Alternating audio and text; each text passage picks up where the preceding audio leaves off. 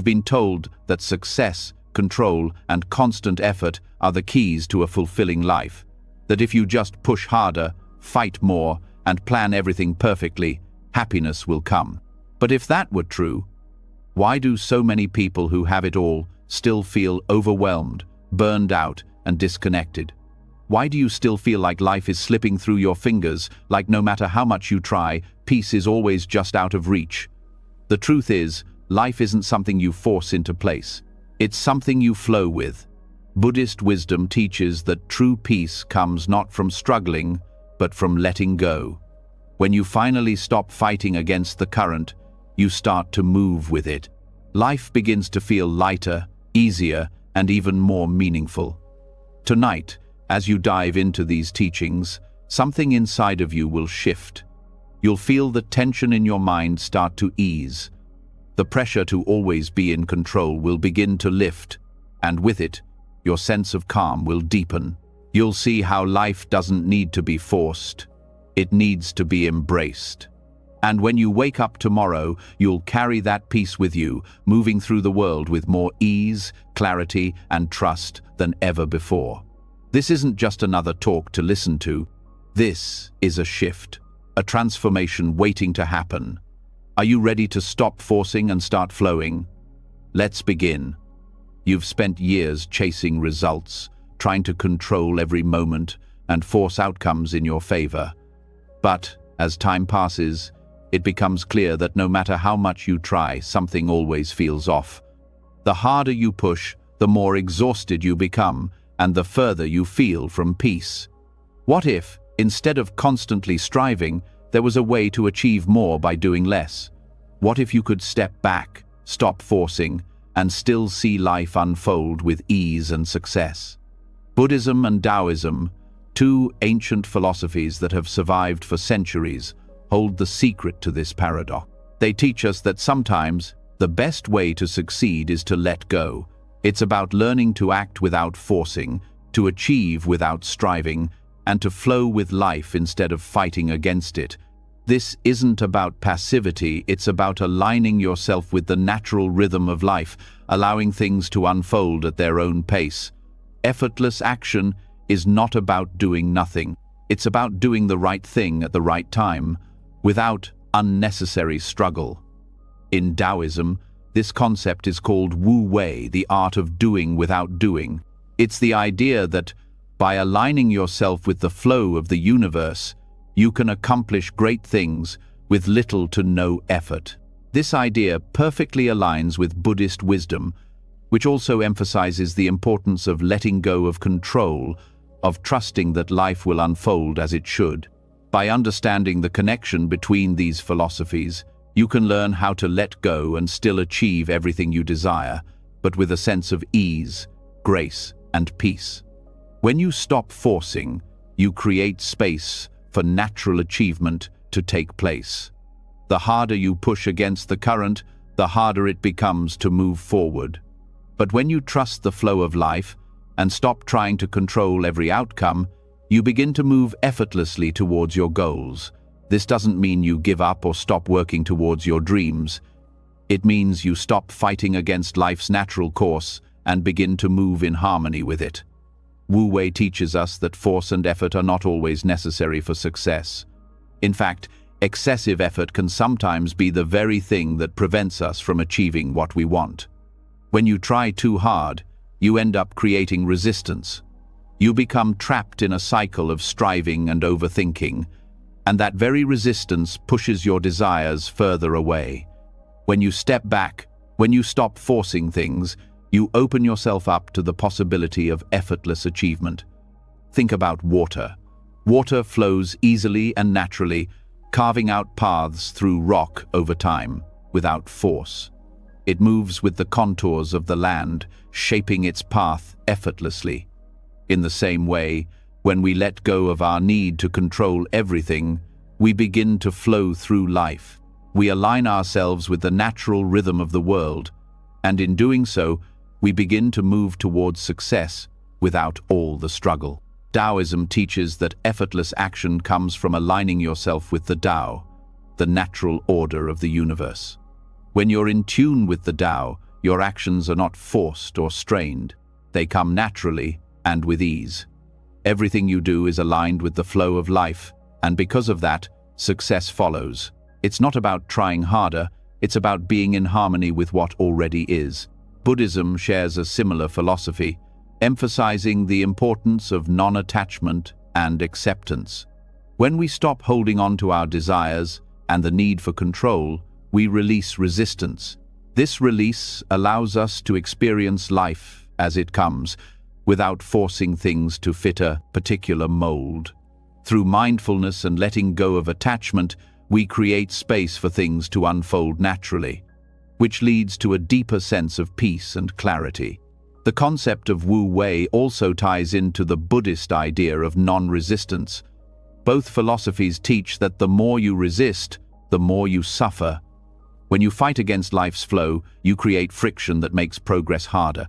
But when you learn to surrender, when you stop forcing outcomes, you start to experience life with ease. It's as if you're no longer swimming against the current. You begin to trust that life knows the way, and by letting go of your need to control, you are carried towards your goals effortlessly. The real power of effortless action comes from understanding that achieving goals is not about forcing yourself to do everything perfectly. It's about being present with each moment, staying mindful of your actions, and letting things unfold as they are meant to. The more you trust the process, the more natural your actions become. This isn't about sitting back and waiting for things to happen. It's about acting with intention and allowing life to support your efforts in unexpected ways. When you let go of the need to control every step of the journey, you open yourself up to new possibilities. The universe has a way of guiding you towards what you need, even when you don't know what that is. The more you release your grip, the more you allow for unexpected opportunities to arise. In this way, you can achieve greater results without struggling or forcing. Think about moments when you've been truly present, not thinking about the past or the future, but just fully immersed in the moment. In these moments, you feel a sense of ease, a natural flow that comes without effort. This is what happens when you align yourself with the universe's flow. When you stop forcing, life begins to unfold naturally, and you are able to achieve your desires without struggle. By letting go, you also let go of the need for perfection. The more you strive for perfection, the more you close yourself off to the natural unfolding of life. Perfectionism often leads to anxiety and stress as you set unattainable standards for yourself.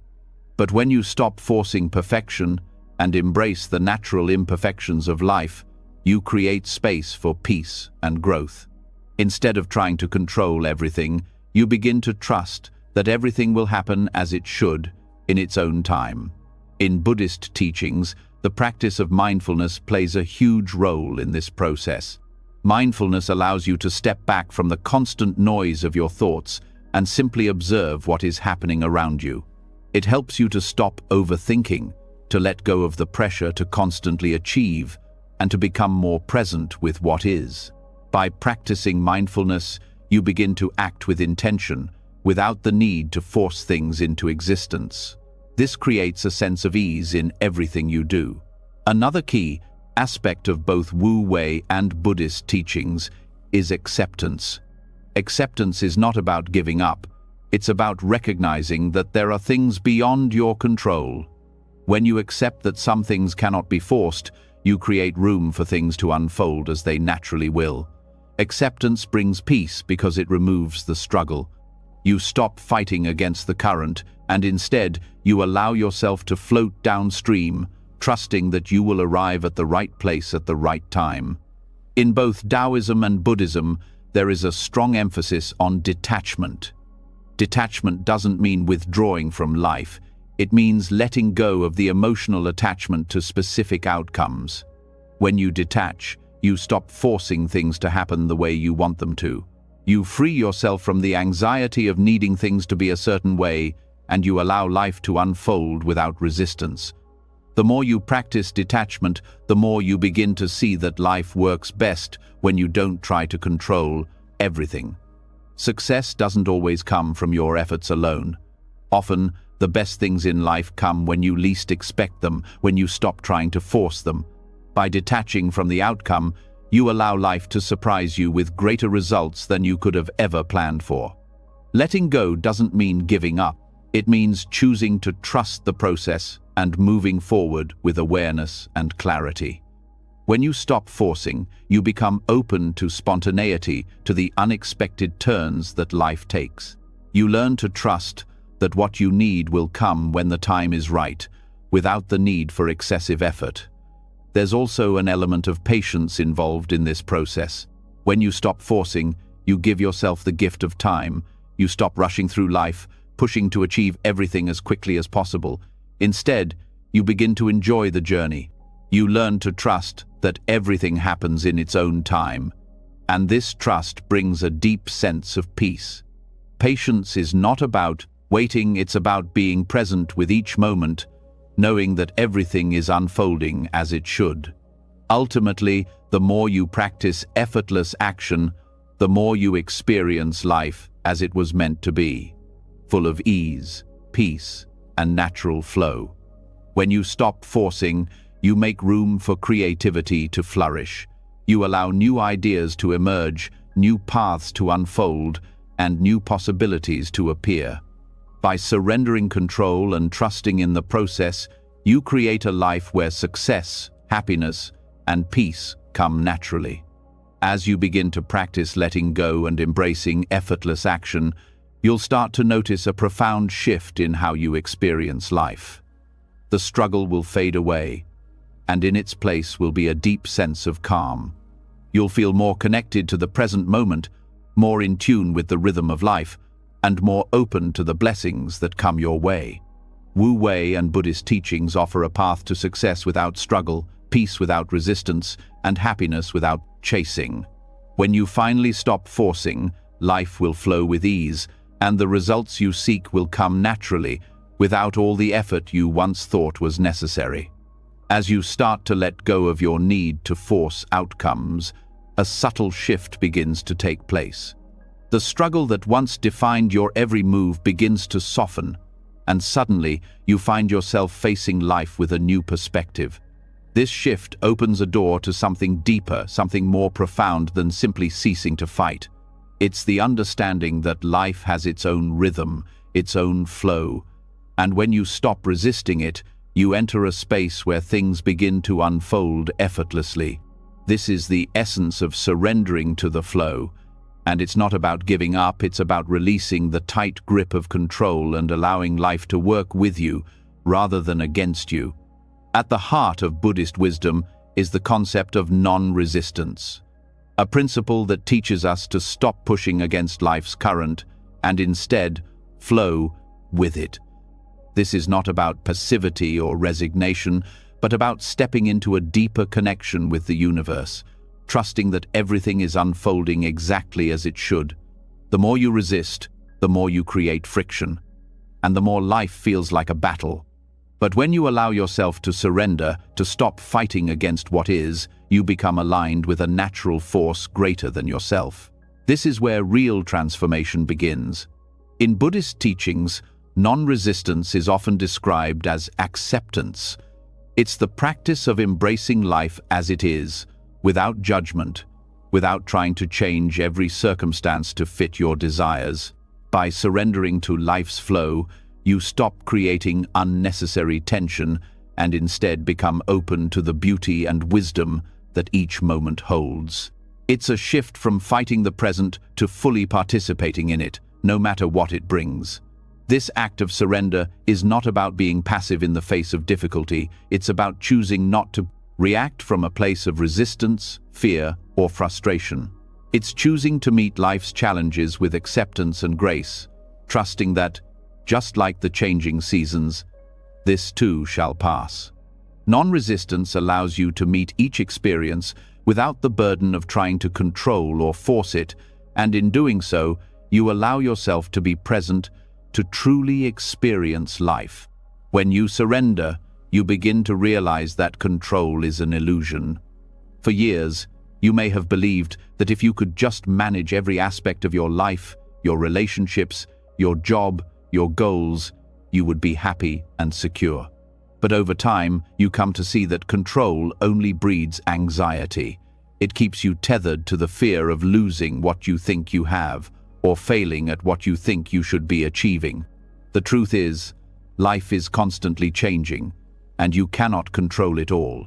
Surrendering is not about giving up on your goals, it's about giving up on your need to control every step of the process.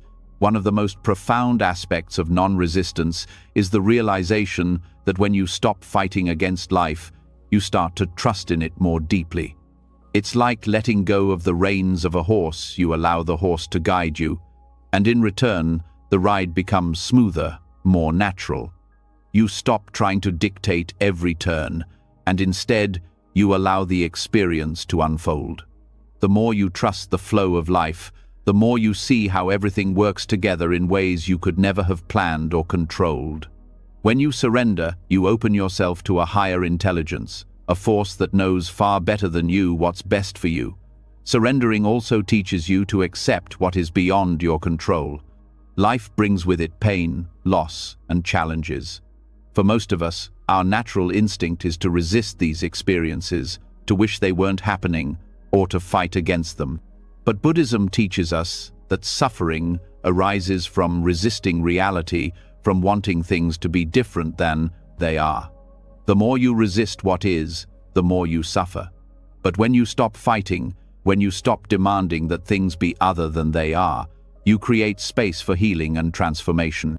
Surrendering doesn't mean giving up or becoming passive. It means letting go of the need to control the uncontrollable and accepting the moment for what it is. This doesn't mean you stop making efforts or setting intentions. It means that you stop tying your happiness to the outcome. You stop attaching yourself to a specific result. Instead, you focus on the process, the steps you take, the lessons you learn, and the experiences you gain along the way. By surrendering the need for specific results, you open yourself to the full spectrum of life's experiences. You may not always get what you want, but you'll receive exactly what you need. A key component of non-resistance is letting go of attachment. In Buddhist philosophy, attachment is seen as the root of suffering. We attach ourselves to ideas, people, outcomes, and material possessions, thinking they will bring us lasting happiness.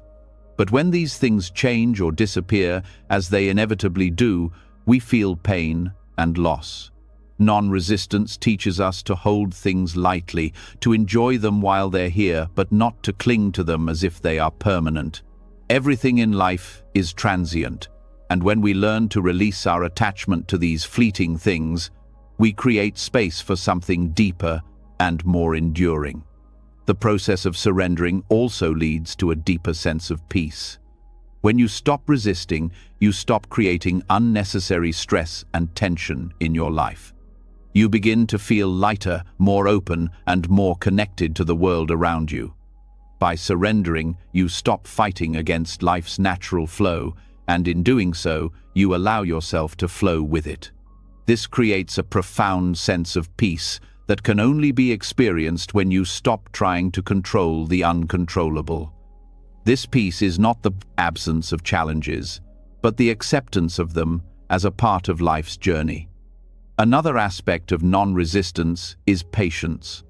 In today's fast-paced world, it's easy to become impatient with life. We want things to happen quickly, we want results now, and we want our plans to unfold as we expect.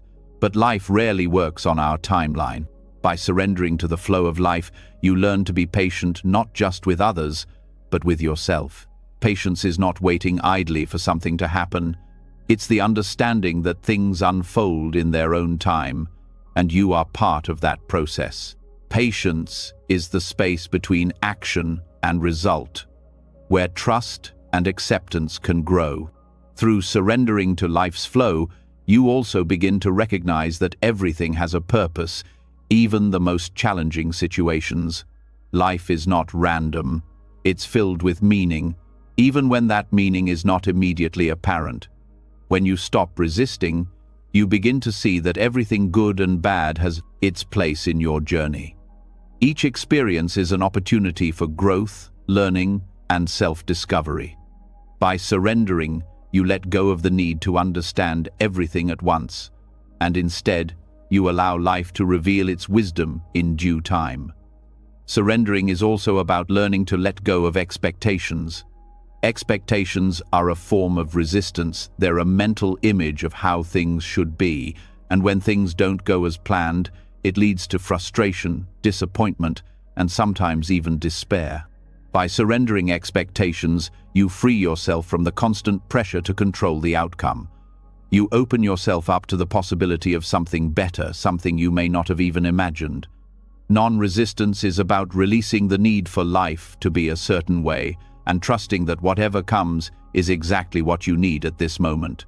One of the most transformative aspects of surrendering to the flow of life is the awakening of wisdom. When you stop fighting, you create space for clarity and insight to emerge. Surrender allows you to see things more clearly, without the fog of desire, attachment, or resistance clouding your perception.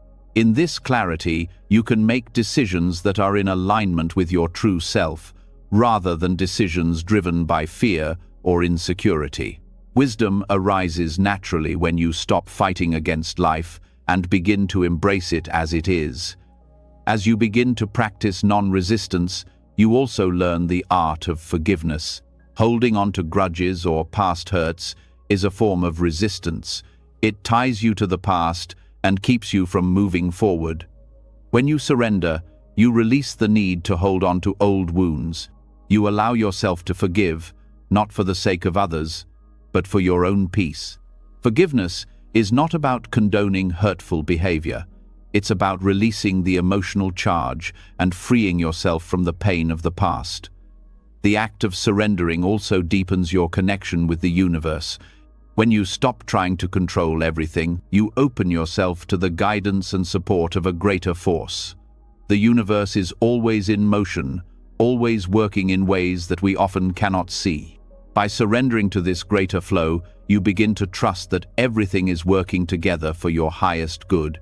You stop seeing yourself as separate from the world, and instead, you become one with it.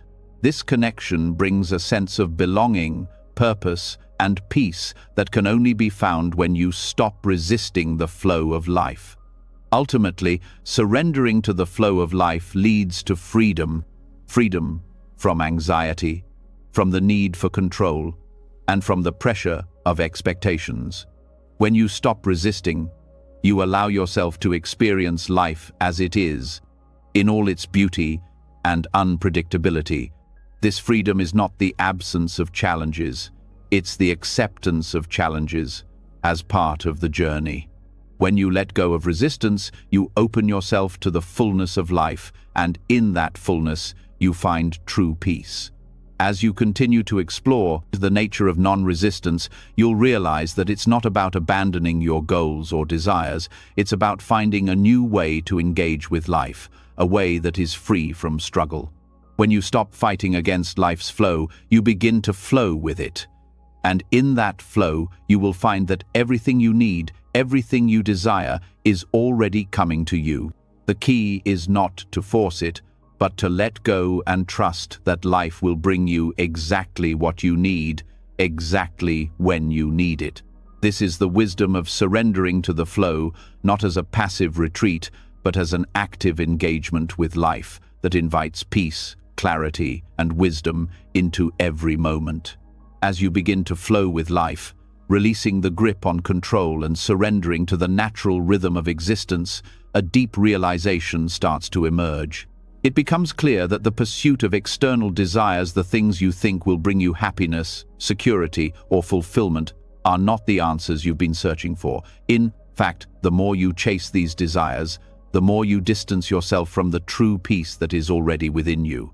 The reality is, the relentless pursuit of external achievements and possessions often clouds your inner peace, leaving you feeling empty despite all the things you've accumulated. The idea that happiness lies in acquiring more, doing more, or becoming more is a trap that only leads to greater dissatisfaction. This is the paradox of desire. The more you chase, the further you move from contentment. But contentment isn't something to pursue, it's something that arises when you stop chasing. The constant chase for more, whether it's more wealth, status, recognition, or possessions, pulls you further away from the simplicity and peace that lie at the core of who you are. The world has a way of convincing you that you need these things to feel whole, that success or happiness are dependent on the things you own or the achievements you unlock. Yet, in the process of constantly striving for external validation, you lose sight of the most important thing: peace within. The Buddhists refer to this as the endless cycle of attachment, a cycle that keeps you bound to the desire for more, leaving you feeling unfulfilled and restless. In Buddhism, the concept of desire is seen as one of the root causes of suffering. The more you cling to the belief that happiness is something you can obtain from external sources, the more you increase your dissatisfaction. Desire creates a gap between what you have and what you think you need, constantly propelling you forward in search of something that you believe will complete you. But this external search is an illusion. The truth is, contentment doesn't come from obtaining more things, but from releasing the attachment to needing them in the first place. This is the essence of non-attachment, the Buddhist concept that teaches us to experience life fully without becoming dependent on external circumstances for our happiness. When you stop pursuing desire as a means of happiness, you begin to discover the profound peace that comes from embracing simplicity. It's in simplicity where true contentment lies. The more you accumulate, whether it's material possessions, achievements, or relationships, the more you become burdened by the need to protect, maintain, or constantly strive for something else. This burden weighs on your soul and distracts you from the peace that's always been available to you. Simplicity doesn't mean living a life devoid of ambition or desire, but it does mean that you stop attaching your sense of self-worth or happiness to the things you acquire. It's about understanding that you are complete just as you are. When you find contentment in the present moment, you stop needing things to be different than they are, and you start to realize that everything you need is already within you. The pursuit of external desires also brings with it a constant sense of restlessness. No matter how much you achieve or acquire, the mind remains restless, always searching for the next thing that promises happiness. But true contentment, as found in Buddhist teachings, comes when you stop looking outside yourself. The mind, with its endless cravings and attachments, is never satisfied because it is constantly moving toward the next object of desire. When you surrender the need to chase these desires, you allow yourself to experience a stillness that doesn't depend on external circumstances. This stillness is where contentment resides. In a world that values achievement, success, and progress, it's easy to become trapped in the belief that happiness is something to be earned. But when you begin to see through this illusion, you realize that true peace comes from being rather than doing. You stop measuring your worth based on accomplishments or possessions, and instead you find satisfaction in the simple act of living. The joy of being alive, of breathing, of experiencing each moment fully is more than enough. This is the fundamental teaching of Buddhism, that suffering arises from attachment to desires and the belief that they are necessary for happiness. The more you chase after external goals, the more you end up creating a sense of emptiness when you finally attain them. But when you shift your focus from desire to contentment, you start to experience life in a deeper, more meaningful way. Contentment comes from the realization that you don't need anything to be happy, because happiness is already here, in the present moment. One of the most profound ways to cultivate this sense of contentment is through mindfulness. Mindfulness is the practice of being fully present, not lost in thoughts about the past or future. It's about experiencing the present moment as it is, without judgment or expectation. When you are truly present, you stop chasing after the future and let go of the past. You experience life as it is, and in that experience, you find peace. This practice helps you reconnect with the joy that exists in the simplicity of life, in the small moments that often go unnoticed when you are constantly rushing to get somewhere else. Contentment is not about denying yourself pleasure or enjoyment. It's about realizing that joy doesn't come from external sources, but from the way you relate to the world around you. When you stop seeking validation or external rewards, you begin to cultivate a deep sense of peace and fulfillment. This inner peace becomes a source of strength, something that is not dependent on circumstances or outcomes. When you stop focusing on acquiring more, you begin to appreciate what you already have. This shift in perspective allows you to experience gratitude for the present moment and for the simple pleasures in life, like the warmth of the sun on your face, the sound of birds singing, or the feeling of a loved one's touch. These small moments of joy are often overlooked when you are chasing after something bigger or better. But when you practice contentment, you begin to see the abundance that is already present in your life. The more you practice contentment, the more you realize that true wealth lies not in possessions, but in peace of mind. When you let go of the need for more, you create space for a deeper connection with yourself and with others. The desire for more is often driven by a sense of lack, a belief that you are incomplete without something. But when you recognize that you are already whole, you stop chasing external things to fill the void. This recognition is liberating, as it frees you from the endless cycle of craving and dissatisfaction. Another key to contentment is embracing impermanence. Everything in life is temporary, and the more you cling to things, the more you increase your suffering. When you let go of the need to control everything or hold on to things forever, you begin to experience peace. Impermanence is a natural part of life, and when you accept it, you stop resisting the changes that come your way. This acceptance allows you to flow with life rather than fight against it, and in this flow, you find contentment. Contentment is also about being at peace with yourself. So often, we look outside ourselves for happiness, believing that the right circumstances or achievements will finally make us feel fulfilled. But true contentment comes when you stop seeking approval or validation from others. You begin to appreciate your own worth just as you are, without needing to prove anything. When you are at peace with yourself, you stop needing to chase after things to feel good enough. You recognize that you are already enough, and that is the foundation of true contentment. This journey towards contentment is not about being passive or avoiding challenges. It's about finding peace within yourself, regardless of the external circumstances.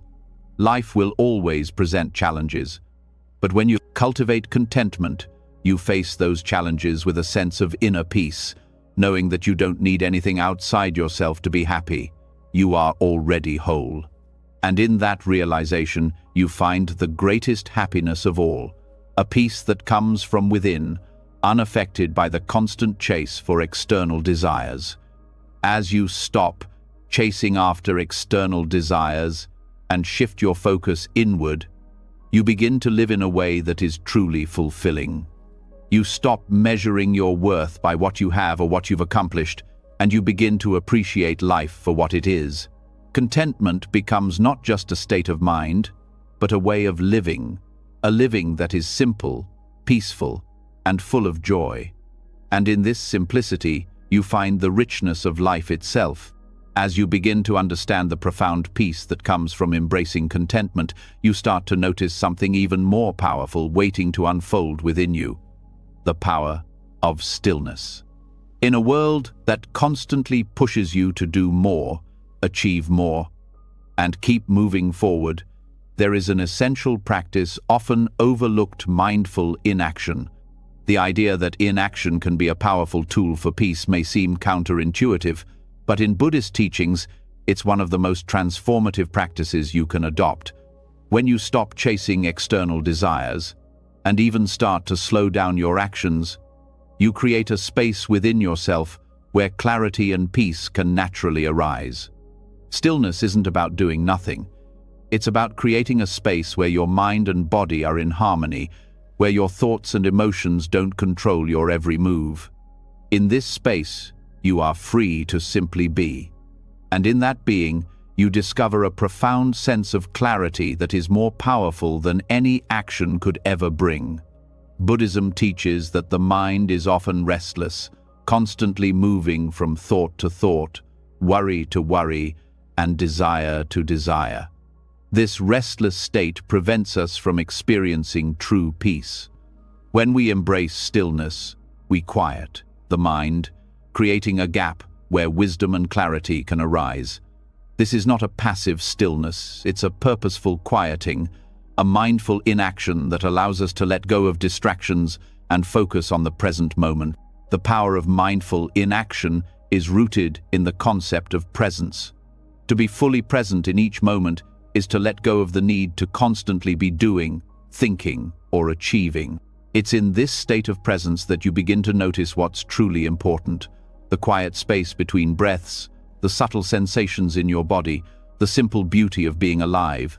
In this stillness, you stop reacting to life from a place of anxiety or desire, and instead start responding with clarity, compassion, and wisdom. When you practice mindful inaction, you also practice non-attachment.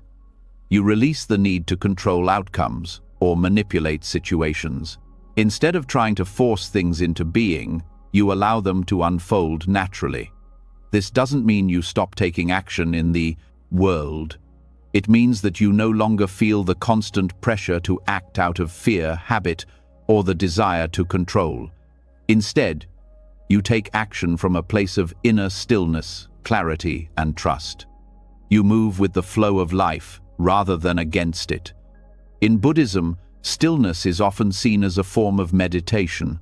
Meditation isn't about forcing your mind to be quiet, it's about allowing it to settle naturally. Through the practice of meditation, you learn to become aware of your thoughts without getting caught up in them.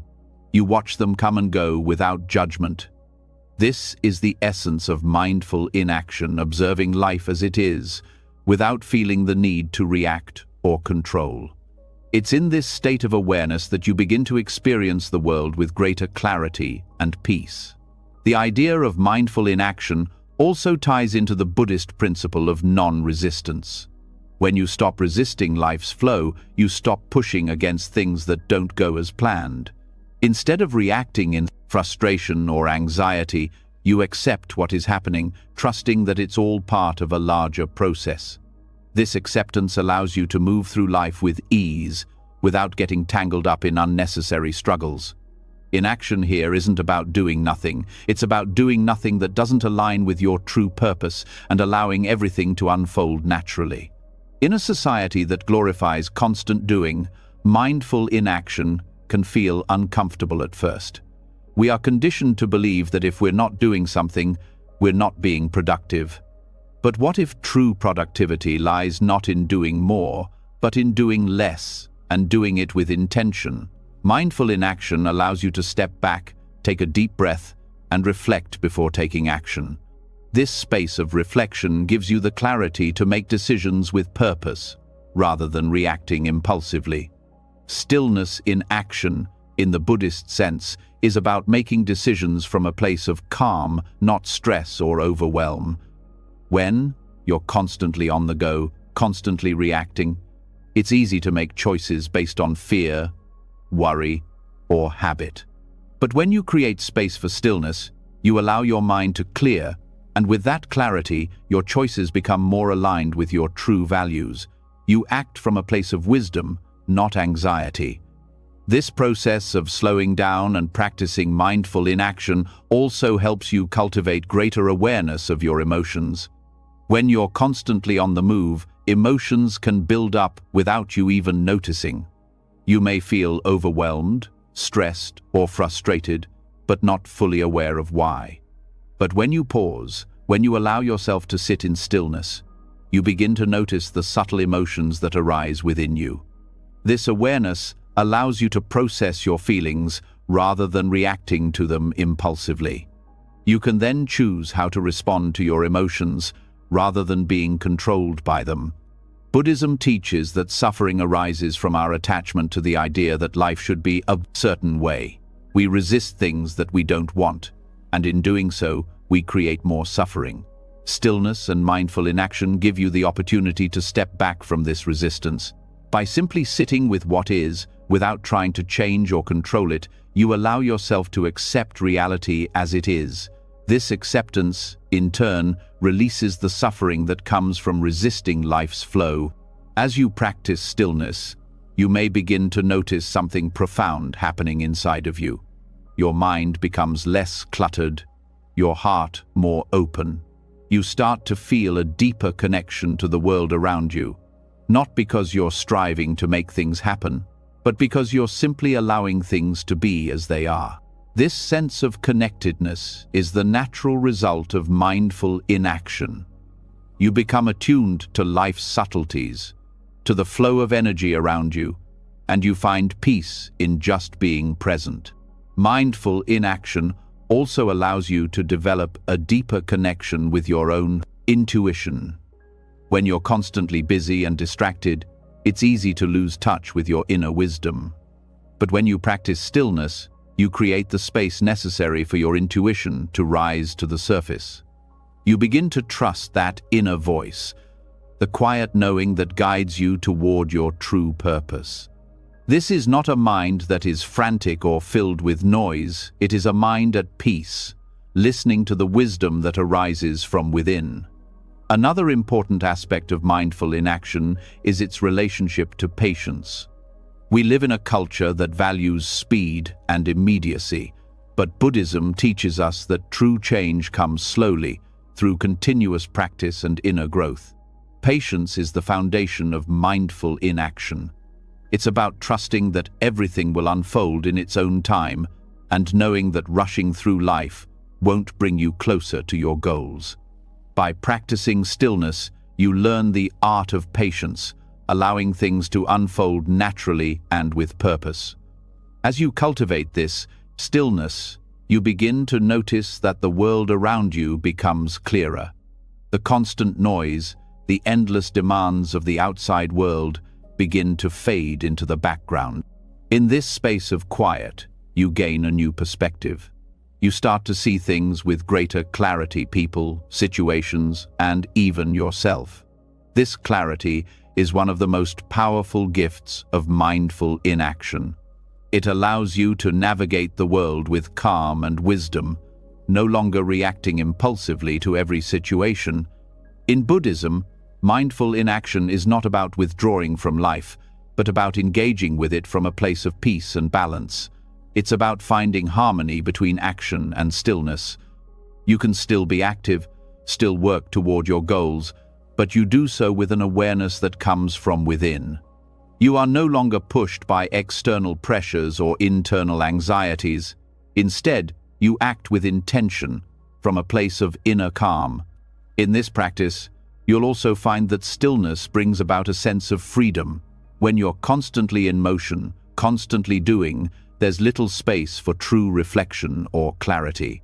Your life becomes a series of reactions and responses driven by external forces.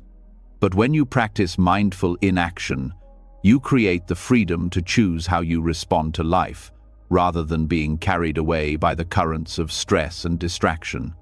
You are free to be yourself, to act with purpose, and to live in alignment with your deepest values. Finally, as you continue to practice stillness and mindful inaction, you begin to realize that life itself is a form of meditation. You don't need to escape to a quiet retreat to experience peace. Peace is available to you in every moment, in every breath. By practicing mindful inaction, you step into the present moment with complete awareness, embracing life as it is, without the need to force, control, or change it.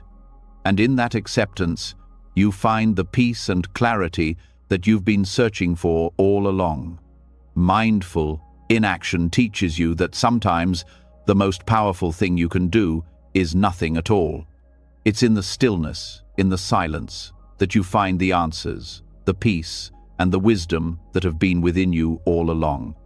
As you explore the power of stillness and the profound peace that comes from mindful inaction, you may begin to notice something else that quietly influences your thoughts, actions, and feelings: the ego.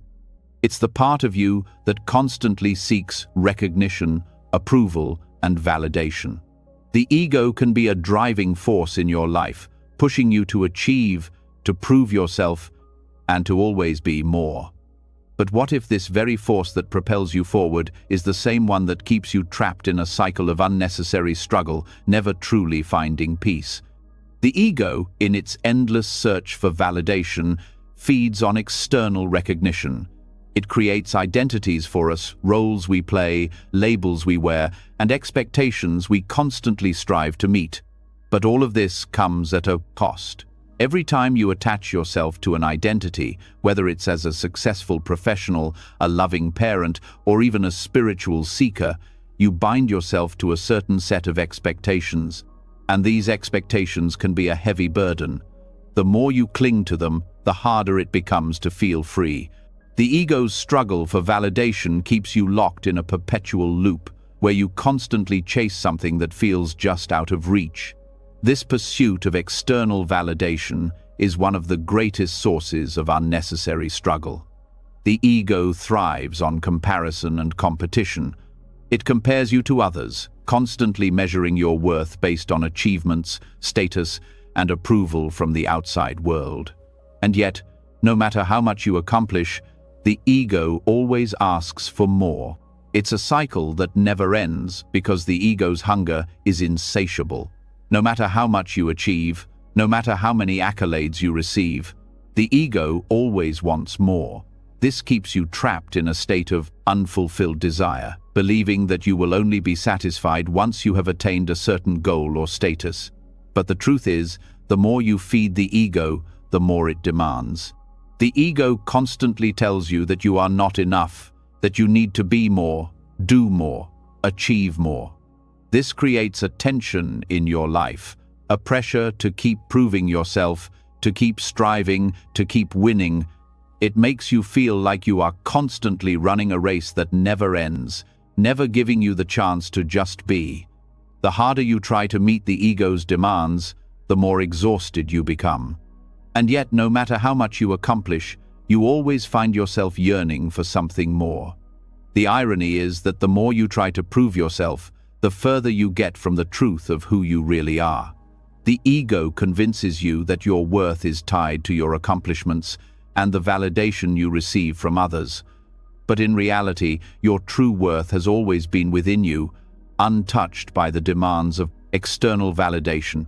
The moment you let go of the ego's grip, you start to uncover the freedom that lies within you, the freedom to simply exist, to simply be, without the need to prove anything to anyone, including yourself.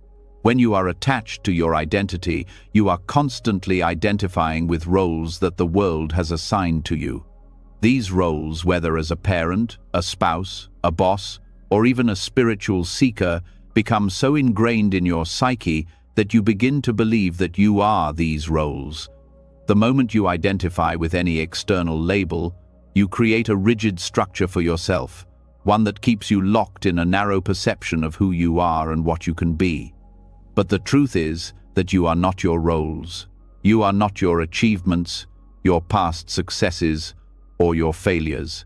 You are simply a being experiencing life in its entirety, not defined by any particular identity. Letting go of the attachment to these identities doesn't mean abandoning them altogether. It simply means recognizing that you are not bound by them. You can still be a parent, a professional, or a friend, but these roles no longer define you. They are aspects of your life, not the whole of it. When you release the attachment to your identity, you start to see yourself as a whole person, not fragmented into different parts that are constantly at odds with each other. One of the most liberating aspects of releasing attachment to the ego is that it allows you to experience life as it is, without the filter of judgment or expectation.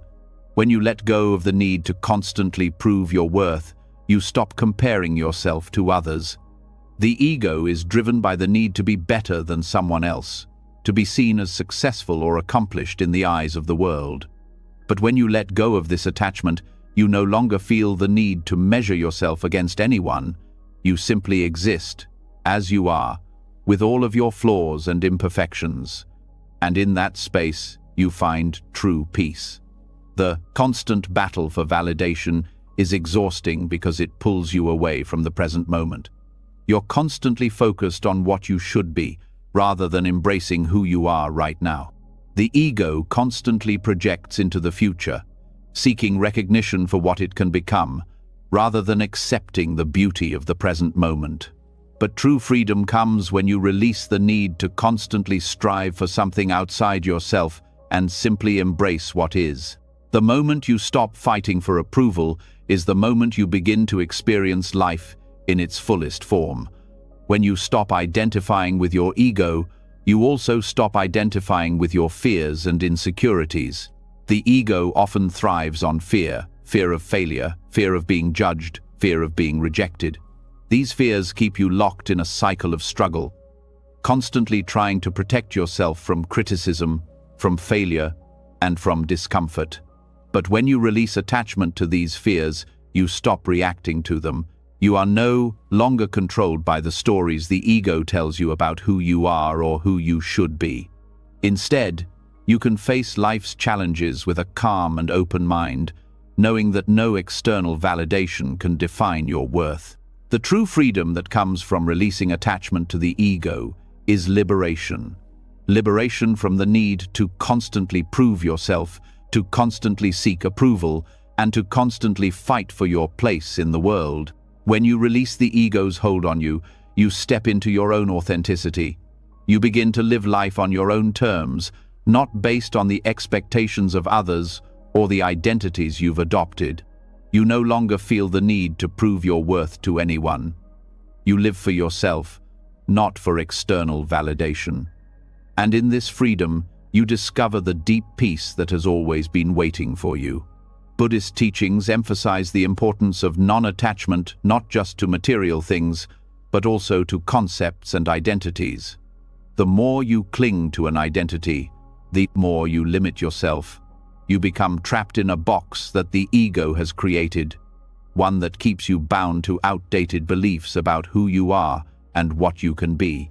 But when you let go of these attachments, you open up to the endless possibilities of life. You no longer define yourself by what you do, what you have, or what others think of you. Instead, you define yourself by the simple fact that you exist as you are, in this moment. The practice of releasing the ego is not about denying your individuality. It's about understanding that your true essence is not bound by any identity or label. The moment you release the ego's grip, you begin to experience true freedom, the freedom to be yourself, to follow your heart, and to live without the constant pressure to prove your worth to the world. This is the freedom that leads to true peace, because it comes from within, not from external validation. As you continue to let go of the attachment to the ego, you will notice a subtle shift in the way you experience the world. The need to constantly compete, compare, or seek approval fades away. You become more present in your interactions, more genuine in your relationships, and more at ease with yourself. You are no longer at war with who you are. Instead, you embrace your true self, free from the constraints of ego, and in this freedom, you find the peace you've been searching for all along. This process of releasing the ego doesn't happen overnight. It takes time, patience, and a willingness to look deeply within.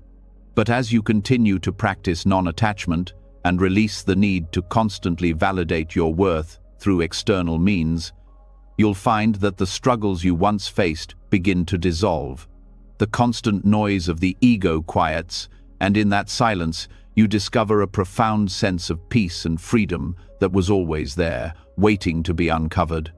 As you release the grip of the ego, shedding its constant demand for validation and control, you might find yourself standing at the edge of something even more transformative, the art of letting go. For years, you've been told that control is the key to success, that you must hold on tightly to your desires and the outcomes you want. But what if, in letting go, you find a freedom more powerful than any amount of control could ever offer. Buddhism teaches that non-attachment and the release of control are not signs of weakness, but pathways to true peace. We live in a world that encourages constant striving, constant managing, and constant pushing forward. The belief that we must always be in control of our lives, our surroundings, and even our thoughts can create immense pressure and stress. But Buddhism offers a radically different perspective. Letting go of the need to control opens the door to the deepest freedom you could ever experience. When you constantly seek control, you create resistance. Resistance to what is, resistance to change, resistance to the flow of life. And yet, life has a way of constantly changing, evolving, and shifting. Control, no matter how tightly you hold on, is an illusion. The truth is, life flows regardless of how hard you try to direct it. And in trying to force it in your direction, you find yourself swimming against the current, exhausted and overwhelmed. Letting go of control, however, allows you to align with that flow, to move with life rather than against it. One of the most powerful aspects of Buddhist teachings is the concept of impermanence. Everything is in a constant state of flux. The people, the situations, the thoughts, and even the emotions you hold dear are all impermanent. Holding on to the idea that things should stay the same or that you can control outcomes is one of the sources of suffering in life. When you cling to the illusion of permanence, you set yourself up for disappointment and pain. But when you embrace the fact that everything is temporary, you create space for peace and acceptance. Letting go isn't about giving up, it's about accepting what is and allowing things to unfold naturally, without forcing them into the shape you expect them to take. The act of letting go in Buddhism isn't passive resignation, it's an active practice of non-attachment. It's the ability to recognize that while you can make choices and take actions, the results are not in your control. This mindset shifts your focus from constantly needing to manipulate outcomes to simply doing your best in the present moment and letting life take its course. When you let go, you stop trying to control what happens next, and instead, you cultivate trust. Trust that the universe will deliver what is meant for you in its own time and way. This trust allows you to release anxiety about the future. Most of the stress we experience in life is tied to our obsession with outcomes. We want to know how things will turn out, and we want to be able to steer the course of our lives. But when you let go, you stop clinging to the future. You allow yourself to live in the present moment, free from the need to predict or control what happens next. This is where true peace comes from, not in the certainty of what's to come, but in the ability to surrender to the unknown and trust that life will unfold as it should. When you release your need for control, you also release the pressure to perform. The ego thrives on achievement and validation, constantly measuring its worth by what it has done, what it has accomplished, or what it has amassed. But this pursuit of external validation only leads to exhaustion and emptiness. You may achieve great things, but the sense of fulfillment is often fleeting. In Buddhism, the goal is not to perform for recognition, but to simply be to experience life without constantly striving for a goal. When you let go of the need to perform, you stop exhausting yourself in the pursuit of recognition. Instead, you start to experience life's inherent beauty and peace without attaching your worth to external achievements. Surrendering control also involves letting go of the need for perfection. Perfection is another form of attachment, a belief that things must be flawless in order to be good enough. This belief keeps you locked in a cycle of dissatisfaction and self-criticism. But when you let go of the need for perfection, you create space for acceptance. You begin to appreciate things as they are, without the constant drive to make them better. The beauty of life lies in its imperfection. By embracing imperfection, you free yourself from the pressure to always be perfect and allow yourself to experience peace, even in moments of flaw. Non-attachment doesn't mean that you stop caring about the things that matter to you, Rather, it means that you stop depending on them for your happiness or sense of self-worth. You stop clinging to relationships, accomplishments, and possessions as if they define who you are. Instead, you begin to see them as fleeting parts of your journey, not the essence of who you are. When you let go of attachment, you can still enjoy life's pleasures, but you do so without the burden of clinging to them. You can enjoy a beautiful sunset without needing it to last forever, knowing that its beauty is found in the present moment, not in its permanence. The act of letting go is also deeply intertwined with the Buddhist practice of mindfulness. Mindfulness is the ability to be fully present with whatever is happening in the moment without judgment or resistance. It's about accepting life as it is, without trying to change or manipulate it. When you practice mindfulness, you create space for letting go. You stop resisting what's happening right now and instead open yourself up to it fully. Mindfulness allows you to be in the moment, to engage with life as it is, without the need to control or change it. Letting go also invites you to release your attachment to outcomes. In a world that constantly pushes you to focus on the end result, it can be difficult to detach from the idea that success is measured by the final achievement. But Buddhism teaches that true fulfillment comes not from the outcome, but from the process itself. When you release attachment to outcomes, you stop viewing life as a series of tasks to be completed and start embracing it as a journey to be experienced.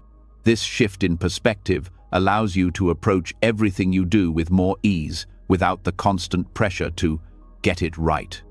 In doing so, you free yourself from the anxiety of not meeting expectations, whether your own or others. As you begin to practice letting go, you'll notice a profound shift in your emotional state. No longer weighed down by the constant need for control, your emotions begin to settle. Anger, frustration, and anxiety often arise when we feel powerless over a situation. When we let go of control, we stop fighting against what we can't change. Instead of reacting emotionally to life's unpredictability, we begin to find peace in uncertainty. We accept that there are things we cannot control, and in that acceptance, we find freedom. The Buddhist principle of letting go also teaches us to embrace forgiveness. Forgiveness, both for ourselves and others, is an essential part of releasing control. Often, we hold on to past grievances or mistakes because we feel the need to control the narrative, to make things right. But when you let go of the need to control the past, you release the emotional burden of grudges, regret, and resentment. Forgiveness is not about condoning what happened, it's about releasing the need to hold on to it, allowing you to move forward with peace in your heart. Letting go is not an act of giving up, it's an act of trusting. It's trusting that things will work out even when they don't look the way you expect them to. It's trusting that life is unfolding exactly as it should, even in the face of uncertainty and hardship. When you trust the process of life, you open yourself to new possibilities that you might have missed if you were too focused on controlling every detail. Trust allows you to release the fear of the unknown and embrace the present moment, knowing that life has a way of guiding you toward what you need, even when you can't see the path ahead. The more you practice letting go, the more you'll feel a sense of peace and freedom that comes from releasing the need to control. This peace isn't passive or complacent, it's an active choice to engage with life without the pressure to manipulate or change it. It's the peace that comes from accepting what is, without resistance. The more you let go, the more you'll experience life with an open heart, free from the burdens of control, and full of trust in the journey ahead. By embracing the art of letting go, you step into a life where peace, freedom, and joy are found not in control, but in acceptance. The more you release, the more you discover the beauty and freedom of simply being, and in that simplicity, you find the deepest form of peace. As you release the need for control and embrace the power of letting go, you'll begin to see that life's constant changes are not something to fear but something to welcome. One of the most profound teachings in Buddhism is the law of impermanence, which reminds us that everything is in a constant state of flux. The more we hold on to what we believe is permanent, the more we set ourselves up for disappointment. This truth, while at first unsettling, holds the key to living with ease, even in times of great transition. In a world that constantly changes, the idea of permanence is an illusion we often cling to for comfort. We want stability, we want to hold on to what feels safe, and we resist when things shift or evolve. However, the law of impermanence teaches us that change is the only constant. This realization can be liberating, as it opens the door to flexibility and peace. When you accept that change is inevitable, you can begin to live more harmoniously with the flow of life, no longer resisting what is unfolding.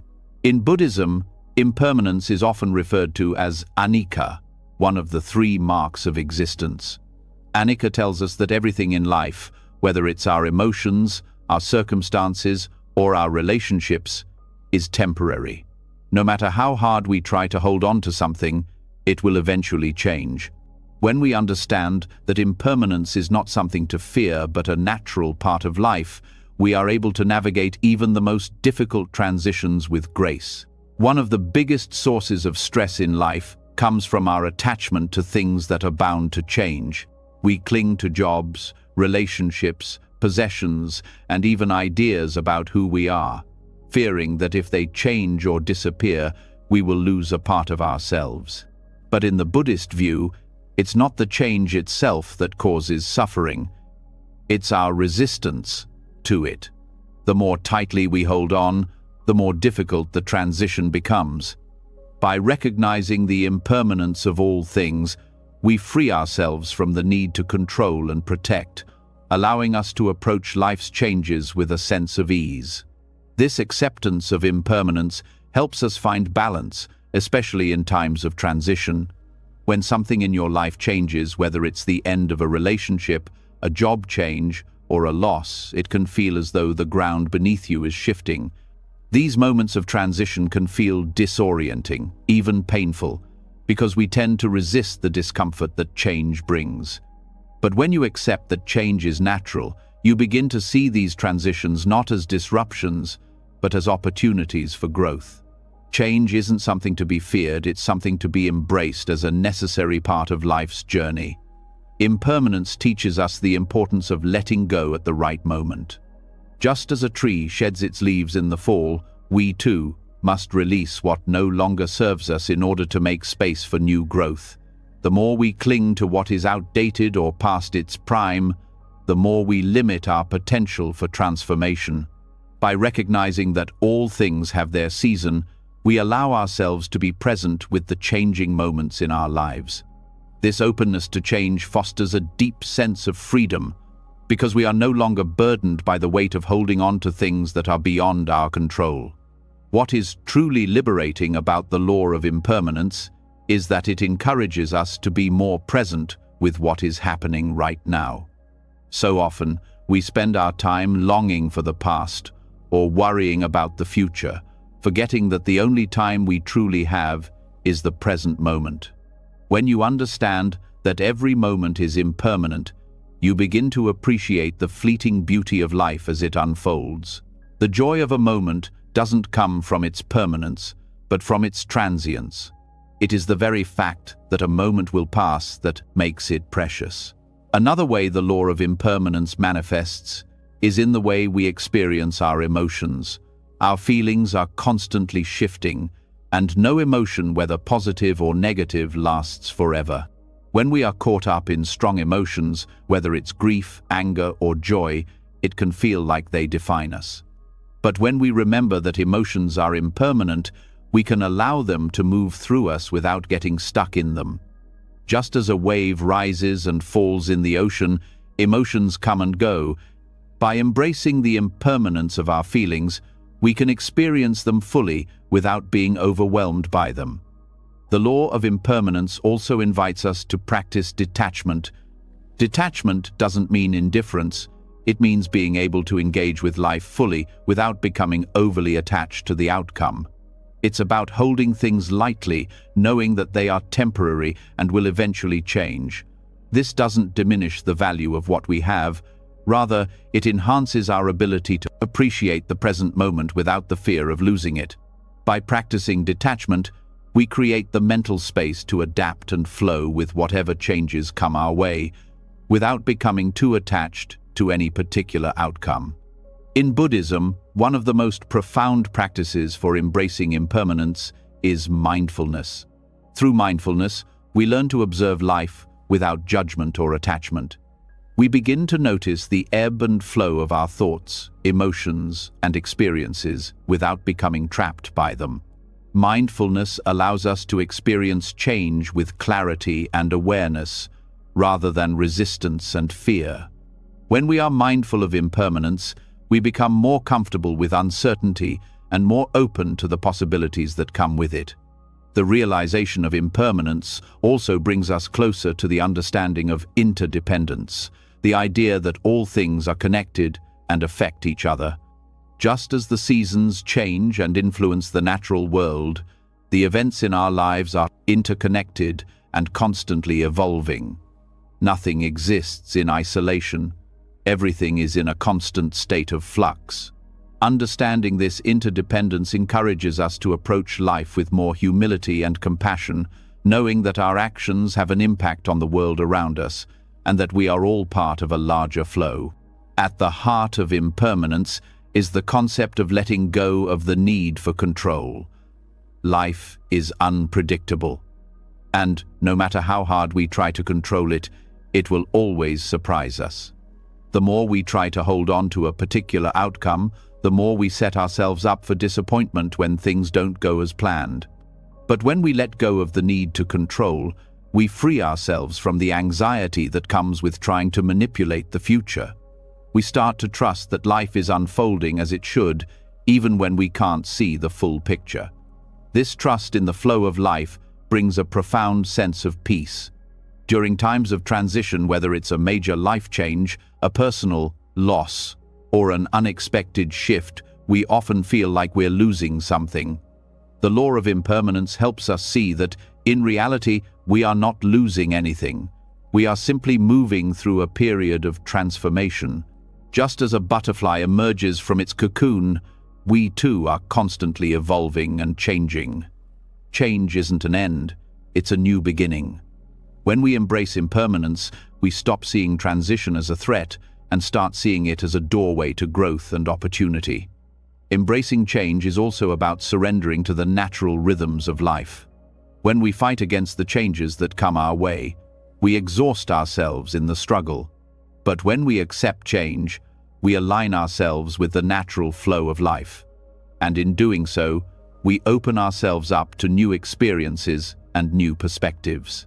The more we resist change, the more difficult it becomes to move forward. But when we accept impermanence, we find ourselves able to flow with the current, navigating life's transitions with ease and grace. As you start to internalize the law of impermanence, you'll notice that your relationship with time shifts. Rather than feeling rushed or anxious about the future, you begin to experience life as it comes, moment by moment. You start to appreciate the present for what it is, rather than longing for the past or trying to predict the future. This shift in perspective allows you to experience a greater sense of peace and contentment as you begin to understand that everything, whether joy or sorrow, is temporary and has its purpose. In letting go of our attachment to the idea of permanence, we find freedom. Freedom from the fear of loss, freedom from the pressure of controlling outcomes, and freedom from the need to hold on to things that no longer serve us. The law of impermanence teaches us that everything is in constant motion, and when we allow ourselves to move with it, we experience life with greater ease, flexibility, and openness. Ultimately, embracing impermanence is about embracing life as it is. It's about accepting the natural cycles of birth and death, growth and decay, joy and sorrow. When we let go of the desire to control, we open ourselves to the beauty of life's ever-changing nature. By embracing change, we become more adaptable, more resilient, and more at peace with the flow of life. Impermanence is not something to fear, it is the very essence of life itself. And when we accept it, we find the freedom to live fully in the present moment without the burden of clinging to what will inevitably change. As you embrace the reality of impermanence, a deeper truth begins to emerge, one that challenges everything we've been conditioned to believe about success and achievement. It's the idea that effort, while necessary in some ways, can also become an obstacle to our true potential. The more you push, the harder you try, the more you may actually limit your capacity to succeed and to experience happiness. This paradox, rooted deeply in Buddhist philosophy, uncovers a startling truth. Effort does not always lead to greater results. In fact, sometimes the harder we try, the more we block the natural flow of success. In a culture that values hard work above all else, the notion that effort could limit us might seem counterintuitive. We're taught that if we just work harder, stay busier, or push through our discomfort, we will eventually achieve our goals. But Buddhist wisdom reveals something profound about the nature of effort. It's not about doing more, but about doing less. Doing it with awareness, and doing it without attachment to the results. The harder we try to control outcomes, the more we interfere with the natural flow of life. This constant striving, often fueled by anxiety and fear of failure, can blind us to the opportunities that arise when we relax into the process of living. Buddhist teachings encourage us to detach from the results of our efforts, to let go of the need to force things into existence. When we stop grasping at outcomes, we create space for things to unfold with more ease and grace, allowing our natural potential to emerge. This doesn't mean that we stop working toward our goals, but it means we stop seeing effort as the sole measure of our success.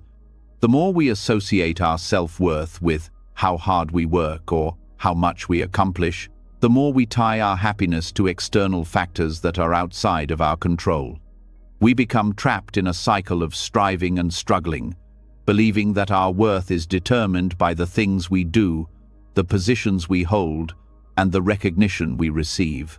But Buddhist philosophy teaches us that true freedom and happiness come not from force, but from understanding the natural rhythm of life and allowing ourselves to move with it rather than against it. When you let go of the need to control every aspect of your life, something remarkable happens. You begin to align with the flow of the universe. This alignment allows you to accomplish more with less effort, tapping into your true potential without the pressure of pushing, forcing, or overworking. In Buddhist terms, this is the concept of Wu Wei, or effortless action. It's the art of allowing life to unfold in its own time, and engaging with the world in a way that is in harmony with its natural processes, rather than against them. It's not about being passive, it's about responding to life with clarity and presence, without the attachment to forcing things to happen. In contrast, the constant focus on effort often leads to burnout, frustration, and a sense of being trapped in a never-ending race.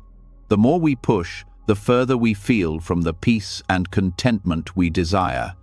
This is because the energy spent in resistance, whether it's resisting the pace of life or resisting our own limitations, creates more tension.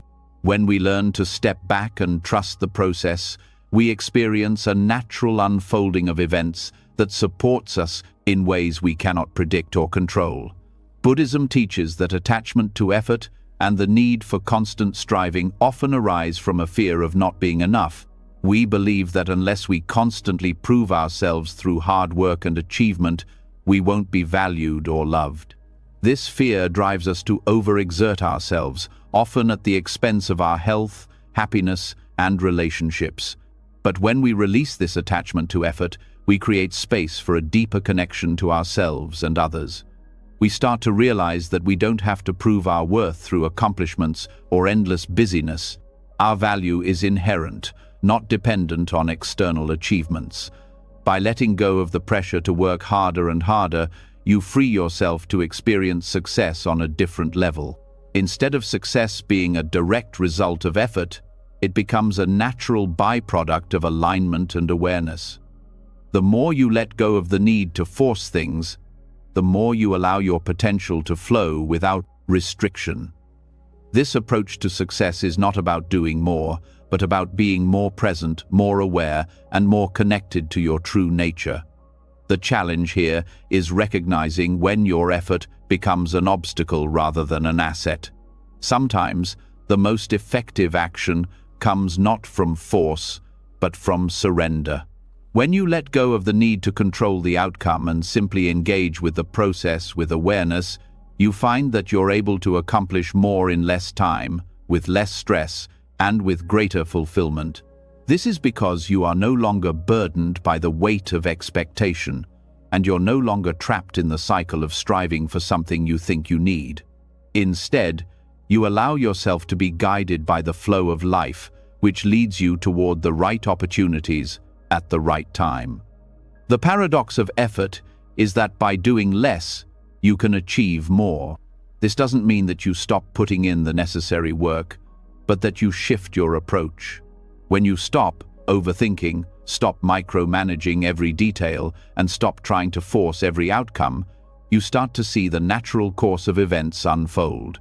You allow things to happen rather than trying to make them happen. Buddhism teaches that attachment to results creates suffering.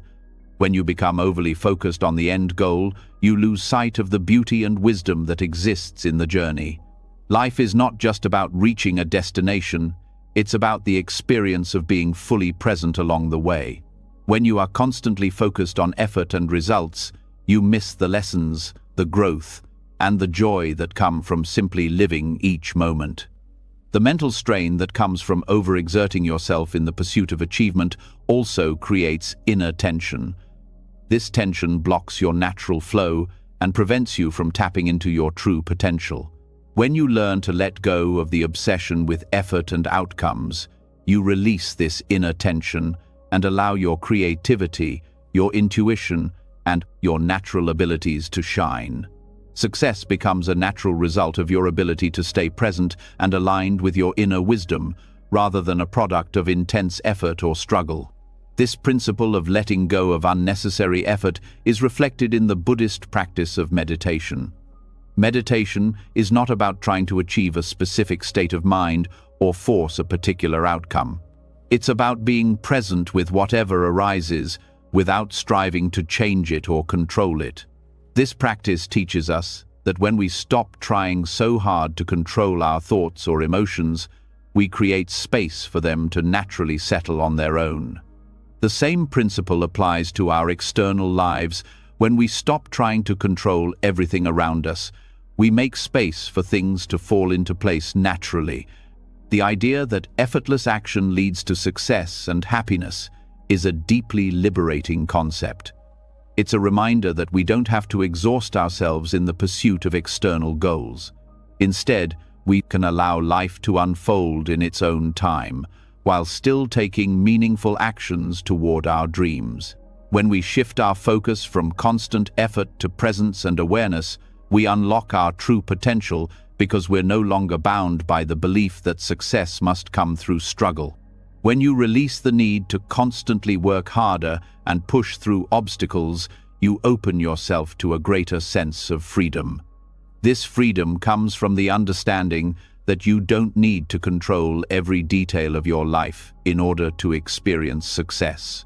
You no longer define yourself by the amount of effort you put in, but by the quality of your engagement with the present moment. This is the essence of Buddhist teachings on effort. Success arises not from endless striving, but from living in alignment with your true self, free from the pressure of constant doing.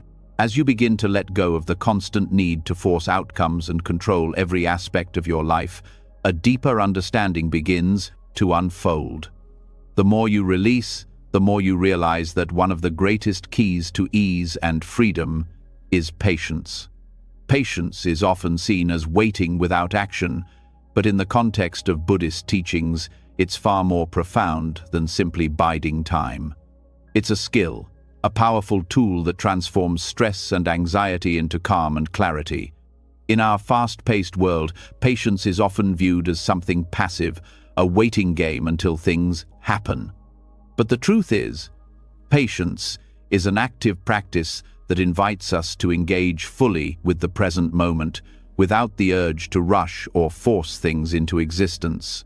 It's about understanding that everything in life has its own pace, and that resisting this natural flow leads only to frustration, anxiety, and stress. Patience helps us trust in the process of life, and in doing so, it reduces the mental noise that constantly pushes us to hurry up and get somewhere. Buddhism teaches us that patience is not merely about waiting, it's about cultivating a mindset that accepts things as they are, knowing that everything unfolds in its own time. When we practice patience, we stop trying to force outcomes or control how things will unfold. Instead, we start to understand that life is not a race, but a journey, one that needs to be experienced fully, without the burden of pressure or expectation.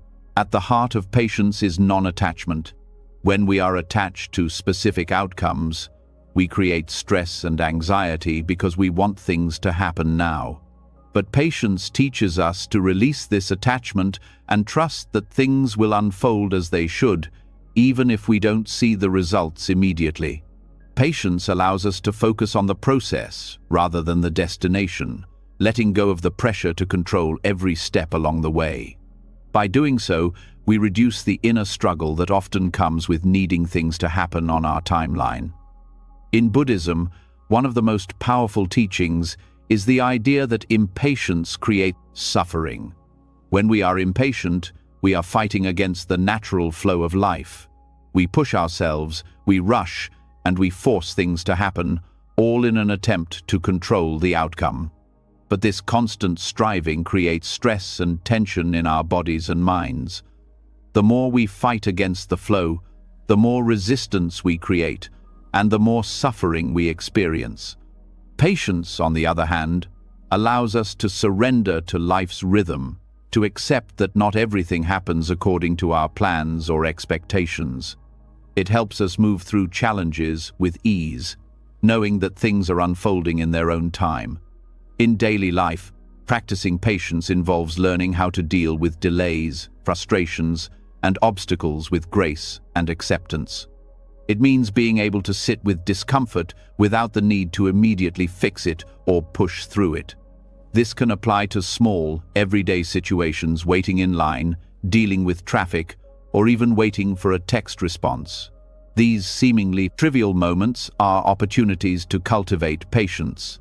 Each moment of waiting is an invitation to practice acceptance, to release the urge to rush, and to find peace in the present moment, even in the midst of what may feel like inconvenience or delay.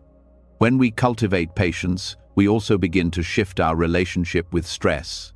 In our culture, stress is often seen as a necessary part of life, the result of a busy schedule, high expectations, and the need to constantly perform. But when we practice patience, we learn to take a step back and observe our reactions to stress. We begin to see that stress is often a result of our resistance to what is. Patience allows us to stop fighting against the discomfort and to embrace the present moment, even when it's not ideal. In doing so, we reduce the mental tension that fuels stress, allowing us to move through difficult situations with more ease and clarity. Patience helps us cultivate resilience. Life is full of challenges, setbacks, and moments of uncertainty. The way we respond to these challenges often determines how much we suffer. When we are impatient, we tend to react impulsively, either by forcing things to happen or by withdrawing into frustration or despair. But patience teaches us to respond with wisdom and understanding. It allows us to weather storms without being overwhelmed, to stay grounded in our center even when the world around us feels chaotic.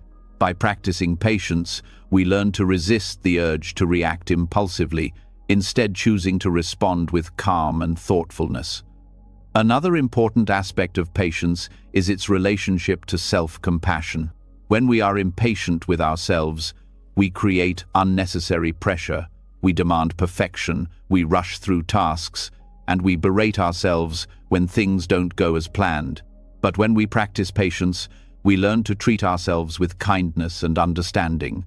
We give ourselves the space to grow, to make mistakes, and to learn at our own pace. This shift in mindset reduces self-criticism and allows us to move through challenges without feeling burdened by guilt or shame. Self-compassion is an essential component of patience because it allows us to be gentle with ourselves, even when we fail to meet our expectations.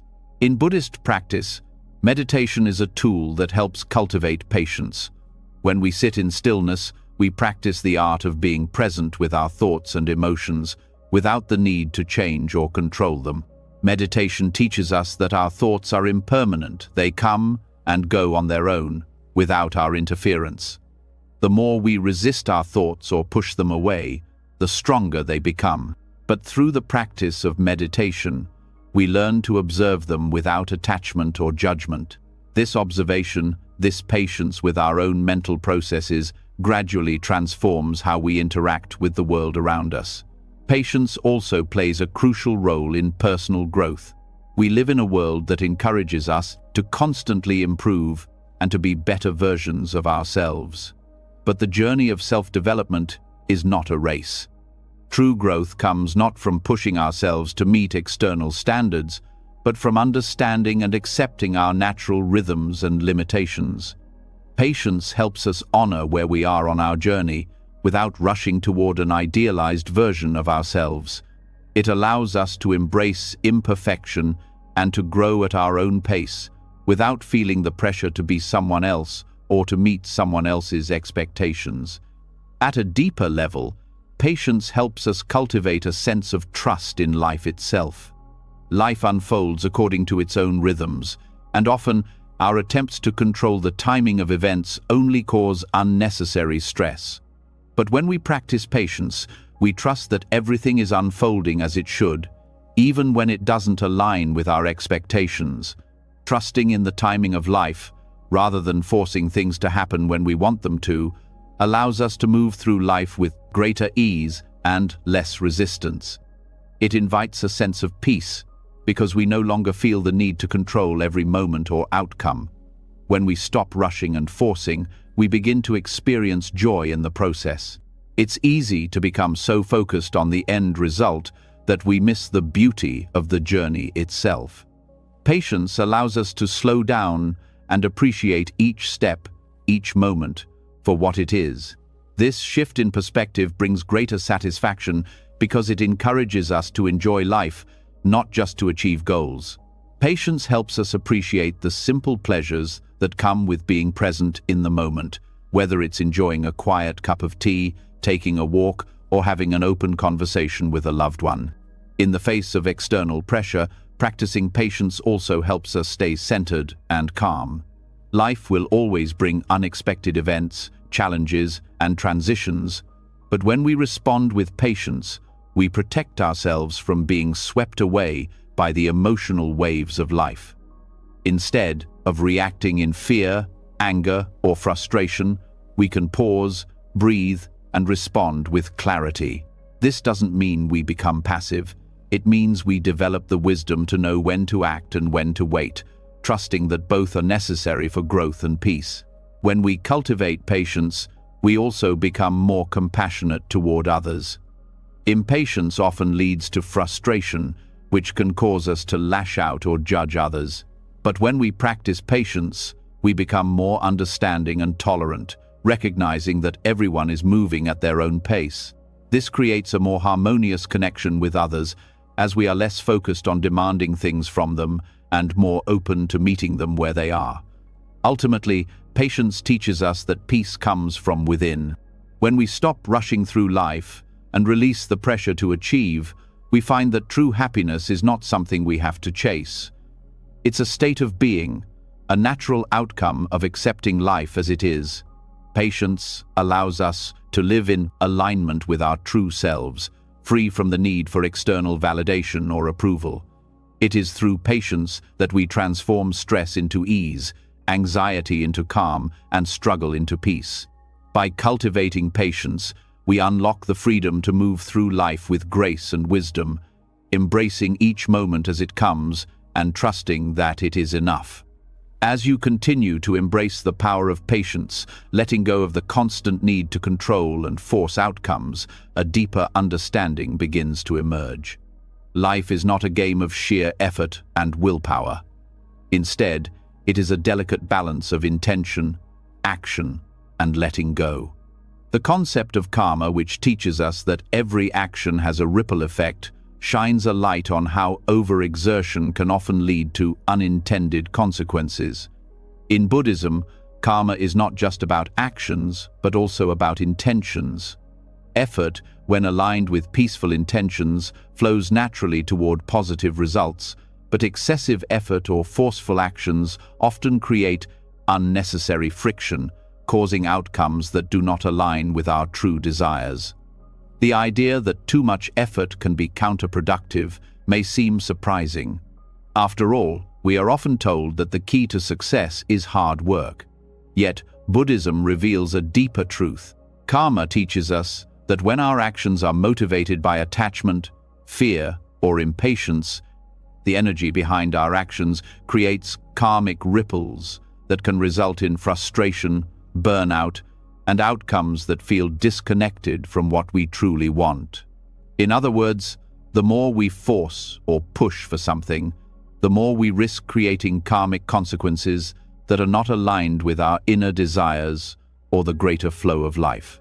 When you act from a place of peaceful intention rather than force, the energy you put into the world is different. It is less about striving for a particular outcome and more about being present, offering what you can, and trusting that the right results will unfold in their own time. Karma operates not only through actions, but also through the energy and motivation behind those actions. When our intentions are pure, not driven by the ego or the need for external validation, the results are more likely to be harmonious and aligned with our true path. However, when we are driven by stress, competition, or the belief that we must work harder to earn our worth, we create friction energy that ultimately leads to outcomes that feel misaligned, no matter how hard we push. Buddhism emphasizes that peaceful intentions are the foundation of creating positive karma. When your actions come from a place of calm, clarity, and compassion, the energy behind those actions supports a peaceful flow of results. But when you are overly attached to the outcome, when you push excessively or expect immediate results, you block that flow and risk creating negative karma. Effortless effort, or Wu Wei, as it is called in Taoism, is about letting go of the need for control and trusting the natural course of events. This approach not only brings peace, but also leads to outcomes that are in harmony with your true desires and the greater good of all involved. It's easy to get caught up in the belief that success only comes with intense, unrelenting effort. This belief stems from a deeply ingrained cultural conditioning that equates success with struggle. But in the Buddhist tradition, effort is seen as a tool, not a force that drives us. When we use effort in alignment with the natural flow of life, when we are mindful of our intentions and actions, it leads to smoother paths and clearer outcomes. Excessive effort, on the other hand, often creates confusion and detours. The more we try to push or manipulate life to meet our desires, the further we move away from true fulfillment. It's a paradox. The more we force, the less we achieve the results we hope for. By releasing attachment to specific outcomes, we allow life to unfold naturally, which often leads to the best result. Another key aspect of karma in relation to effort is the idea of non-attachment. When you are too attached to an outcome, you are more likely to use force in order to make things happen. But the act of attachment itself creates tension. Attachment is born from the belief that something is lacking or missing, which pushes us to overexert ourselves in order to attain it. But in the Buddhist view, attachment leads to suffering. When we release attachment, we stop forcing life's circumstances into a specific mold, and instead, we align ourselves with the natural unfolding of events. This non-attachment allows us to experience life with less tension and more ease, creating positive karma along the way. It's important to recognize that karma is not just about actions, but about motivation. When we act out of genuine care, love, or compassion, the energy behind our actions is far more aligned with the universe's flow than when we act out of fear, greed, or ego. For example, if you are working towards a goal purely because of external validation or to prove your worth to others, the karma created from that effort will be tinged with the negativity of attachment and desire. However, if your efforts are motivated by a sense of compassion or a desire to bring about good for others, even if the outcome is uncertain, your actions create positive karma, which leads to better results without the pressure or strain. One of the most insightful lessons from Buddhism about karma and effort is the understanding of timing. There is a natural rhythm to life, a timing that unfolds in ways we cannot always predict or control. When we are overly focused on forcing outcomes, we fail to recognize the right timing of events. Patience, coupled with peaceful intention, allows us to align with the natural rhythms of life. When we trust the process and stop pushing against the natural flow, we start to recognize the right moments for action and the right moments for stillness. This awareness of timing helps us avoid overexertion and unnecessary struggle. Buddhism also teaches that mindfulness is key to understanding the relationship between effort and karma. By practicing mindfulness, we become more aware of the motivation behind our actions. Are we acting because we feel the need to prove ourselves? Are we pushing harder than necessary out of fear or competition? Or are we acting from a place of clarity, patience, and genuine desire to contribute positively? Through mindfulness, we become more conscious of the energy we are putting into the world, and we begin to see how our intentions shape our experiences. When we act with mindfulness, we not only reduce stress and overexertion, but also create positive karma that flows toward natural and beneficial outcomes. Peaceful intentions are also deeply connected to the concept of surrender. Surrender doesn't mean inaction or resignation. It means letting go of the need to control the outcome and trusting that things will unfold as they are meant to. The more we cling to a specific outcome, the more we push against the current of life. But when we surrender to the process, we trust that our efforts, however small or large, will have their place in the grand scheme of things. This surrender is an act of faith, faith in life, faith in our actions, and faith that the universe will guide us toward the best possible outcomes without the need for force. This connection between karma and effort also helps us understand how overexertion can lead to unwanted outcomes.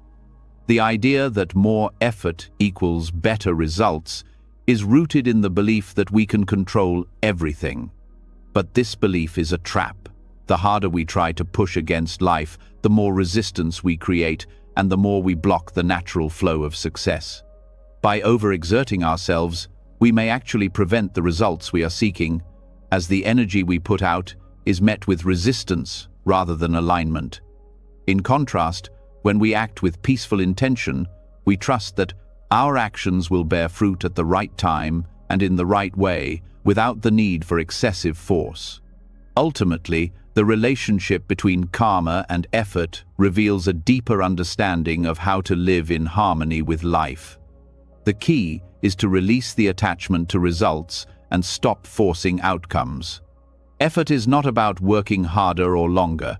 It's about working with awareness and mindfulness, letting go of the need to control and trusting that our actions, rooted in peaceful intention, will lead to the best possible results. When we act with clarity and trust, we begin to experience a life of ease and flow, where the karma we create is aligned with our true desires, and where success comes naturally, without the struggle.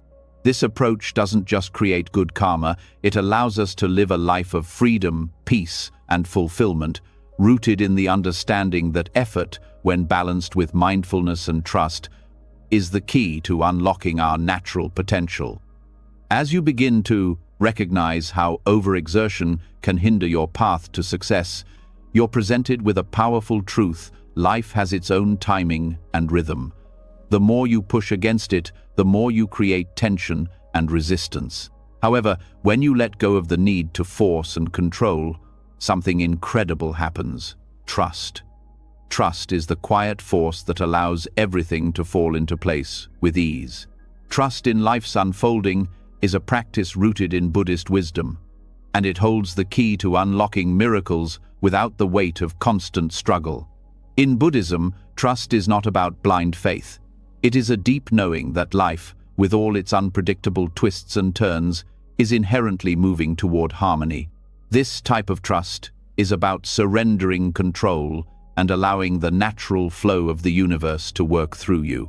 It's about realizing that you don't have to have everything figured out, and that in surrendering to life's process, you create space for things to unfold in ways that are often better than you could have ever planned or imagined. When you trust in the process of life, you stop clinging to the need to control every aspect of your experience.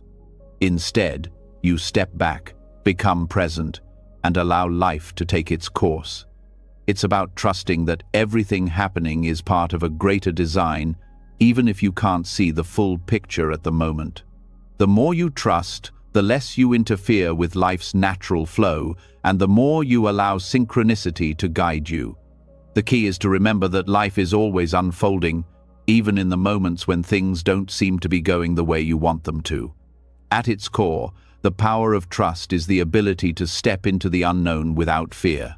Trust is about knowing that life is a journey, not a destination, and that every experience, every moment, is leading you toward your growth. When you stop trying to control every outcome, you create a space where the right opportunities, people, and circumstances can come into your life naturally. It's as if the universe is working on your behalf, but only if you allow it to, without the constant interference of your own anxiety or doubt. One of the most significant aspects of trust is that it allows us to stop worrying about the future. Worry is a form of control, a way of mentally preparing for outcomes that may never happen. But the more you trust that life is unfolding exactly as it should, the more you let go of the need to micromanage every moment. Trust gives you the ability to let go of the mental chatter that keeps you constantly anticipating what's next. The more you trust, the more you experience peace in the present moment, fully engaged with what's happening right now instead of what could happen in the future. Buddhist wisdom teaches that attachment to outcomes is a major source of suffering. We often think that in order to be happy, things must happen in a particular way.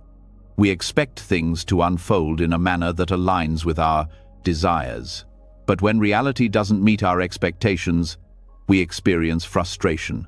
But when we trust in the process of life, we let go of these fixed expectations. We learn to embrace life as it comes, with all its imperfections and surprises. Trust allows us to let go of the need for specific results and simply engage with life as it is, knowing that everything is in constant motion and that this too shall pass. Trust in the process also means embracing uncertainty. Uncertainty is uncomfortable for most people, but the more you trust life, the less you feel the need to control every outcome. You stop holding on to the idea that you need to know exactly how things will turn out. Instead, you learn to be open to the unknown, understanding that some of the best outcomes arise from unexpected circumstances. The more you allow yourself to be comfortable with uncertainty, the more you experience life's flow in its truest sense. You are no longer caught in the grip of needing to have a plan for every moment. Instead, you trust that you will be guided, step by step, without needing to know the full path in advance. The act of trusting life's process also ties directly into patience. Patience isn't about waiting passively for things to happen. It's about engaging with life without the need to rush or force. When you trust in the timing of life, You develop patience not just with external circumstances, but with yourself. You stop rushing through life trying to achieve more, faster, and better. Instead, you allow each moment to unfold as it should, knowing that everything has its own pace. Trust and patience go hand in hand, because trusting the process allows you to be patient with the way things unfold, even when it takes longer than you expected. Trust also cultivates resilience. Life inevitably brings challenges, obstacles, and discomfort. But when you trust that these experiences are part of the journey, you are better equipped to handle them. Trust allows you to meet difficulties with a sense of acceptance, knowing that they are temporary and will eventually pass. Instead of being overwhelmed by hardship, you recognize that each challenge offers an opportunity for growth. Trusting in the process allows you to embrace adversity without fear, because you understand that every experience, both good and bad, is contributing to your personal evolution. Through trust, we also unlock the power of intuition. The more we release the need to control and force outcomes, the more we create the mental clarity needed to listen to our inner wisdom. Trusting life allows us to tap into our intuition, that quiet voice within that knows what is right for us. When we're constantly trying to control everything around us, we drown out this inner voice. But when we trust the process, we create space for intuition to guide us, showing us the way forward without force. One of the most beautiful aspects of trust is that it helps you connect with others in a more authentic and meaningful way. When we trust the process of life, we also trust the people we encounter along the way. We stop seeing them as obstacles to our success and begin to see them as partners in the journey. Trust allows us to engage with others without the fear of manipulation or control. We are no longer trying to control how people behave or what they think of us.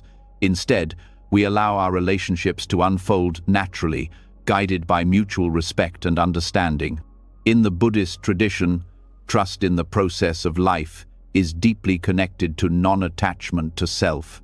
When we are attached to a specific identity or outcome, we constantly feel the need to control how others perceive us, how we perform, and how our lives unfold. But trust in life allows us to let go of this attachment, to stop seeing ourselves as rigid, fixed identities, and instead to flow with the natural unfolding of life.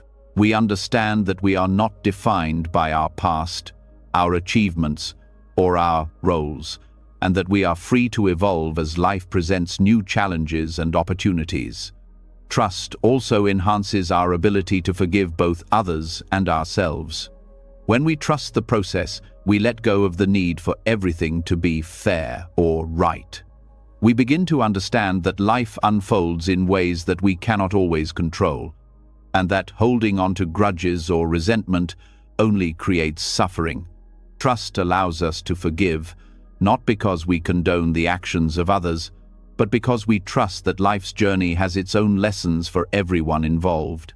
Letting go of the need for justice or revenge frees us from the weight of anger and resentment, allowing us to experience peace. In a practical sense, trust helps us make decisions with clarity and confidence. When we trust life's unfolding, we no longer feel the need to obsess over every decision or worry about making the wrong choice. Trust gives us the ability to make decisions from a place of calmness, not fear. We understand that there is no such thing as a perfect decision, only decisions that align with our values and our current understanding of the world. Trust allows us to move forward without regret, knowing that life is constantly evolving, and every step we take is part of the process. When we truly trust life, we also understand that everything is interconnected. Our actions, thoughts, and intentions ripple out into the world and affect others in ways we may not always understand. Trust in life is the recognition that we are part of something larger than ourselves, and that the universe has a way of guiding us toward what we need. This interconnectedness is not something to control, but something to embrace. It teaches us to act with kindness, compassion, and understanding, knowing that everything we do contributes to the greater whole. Ultimately, trust in life allows us to experience freedom. It's the freedom from fear, from the need to control, and from the pressure to achieve. It's the freedom to live fully in the present, to engage with life without the weight of expectation. Trust is not passive. It's a dynamic engagement with life that allows us to move through challenges, uncertainties, and transitions with grace and ease. When we trust the process, we find that everything falls into place, not because we forced it, but because we allowed it to unfold naturally. As you begin to trust the flow of life and release the need to control every outcome, you may notice a subtle shift within yourself, a deeper connection to the present moment. In our culture, we are often caught in a whirlwind of worries about the past and future, leaving little space for peace. But when you slow down, take a deep breath, and center yourself in the present, you realize that everything you need is right here, right now. This simple act of focusing on your breath brings you back to your center and helps you release the strain of trying to control the uncontrollable. In Buddhist philosophy, being fully present is a key element in cultivating peace, and the breath serves as an anchor for that practice. When you focus on your breath, you bring your mind's attention away from distractions and back to the only moment that truly exists, the present. This practice of deep breathing and mindfulness helps us to step out of the constant noise of our thoughts and reconnect with the body, the senses, and the flow of life as it is unfolding in real time. The breath is a tool that is always available to us, yet we often overlook its power. The simple act of breathing deeply can immediately shift your mental state, reducing stress, calming anxiety, and alleviating tension. It doesn't require any special skill or equipment, just the ability to focus on something as natural and essential as your own breath. As you inhale and exhale, you reconnect with the rhythm of life itself. And in doing so, you release the need to control. You let go of the mental chatter that tells you to hurry, to worry, and to force. The more you breathe consciously, the more you create space for peace to settle into your being. The practice of mindfulness is intertwined with the breath. In Buddhism, mindfulness is the art of being fully present in each moment, without judgment or distraction. This is especially important in a world that is constantly pulling our attention in 1,000 directions. When you bring your focus to your breath, you are practicing mindfulness, gently guiding your awareness back to the here and now, where everything unfolds in its own time.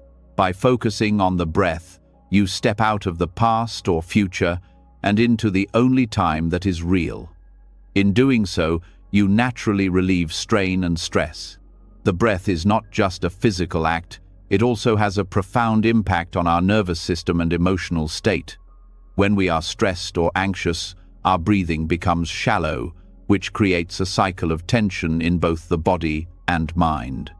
By consciously deepening your breath, you break that cycle. As you inhale deeply and exhale slowly, your nervous system shifts from a state of fight or flight to a state of rest and relaxation. This simple shift in the way you breathe can instantly reduce stress, lower your heart rate, and bring clarity to your mind. Breathing deeply is also a reminder that you are alive, here, and present in this moment. Every breath is an affirmation of life. When we become aware of our breath, we are reminded that we don't need to do anything to earn our existence. We don't need to struggle or force. Simply being present is enough. This realization is liberating.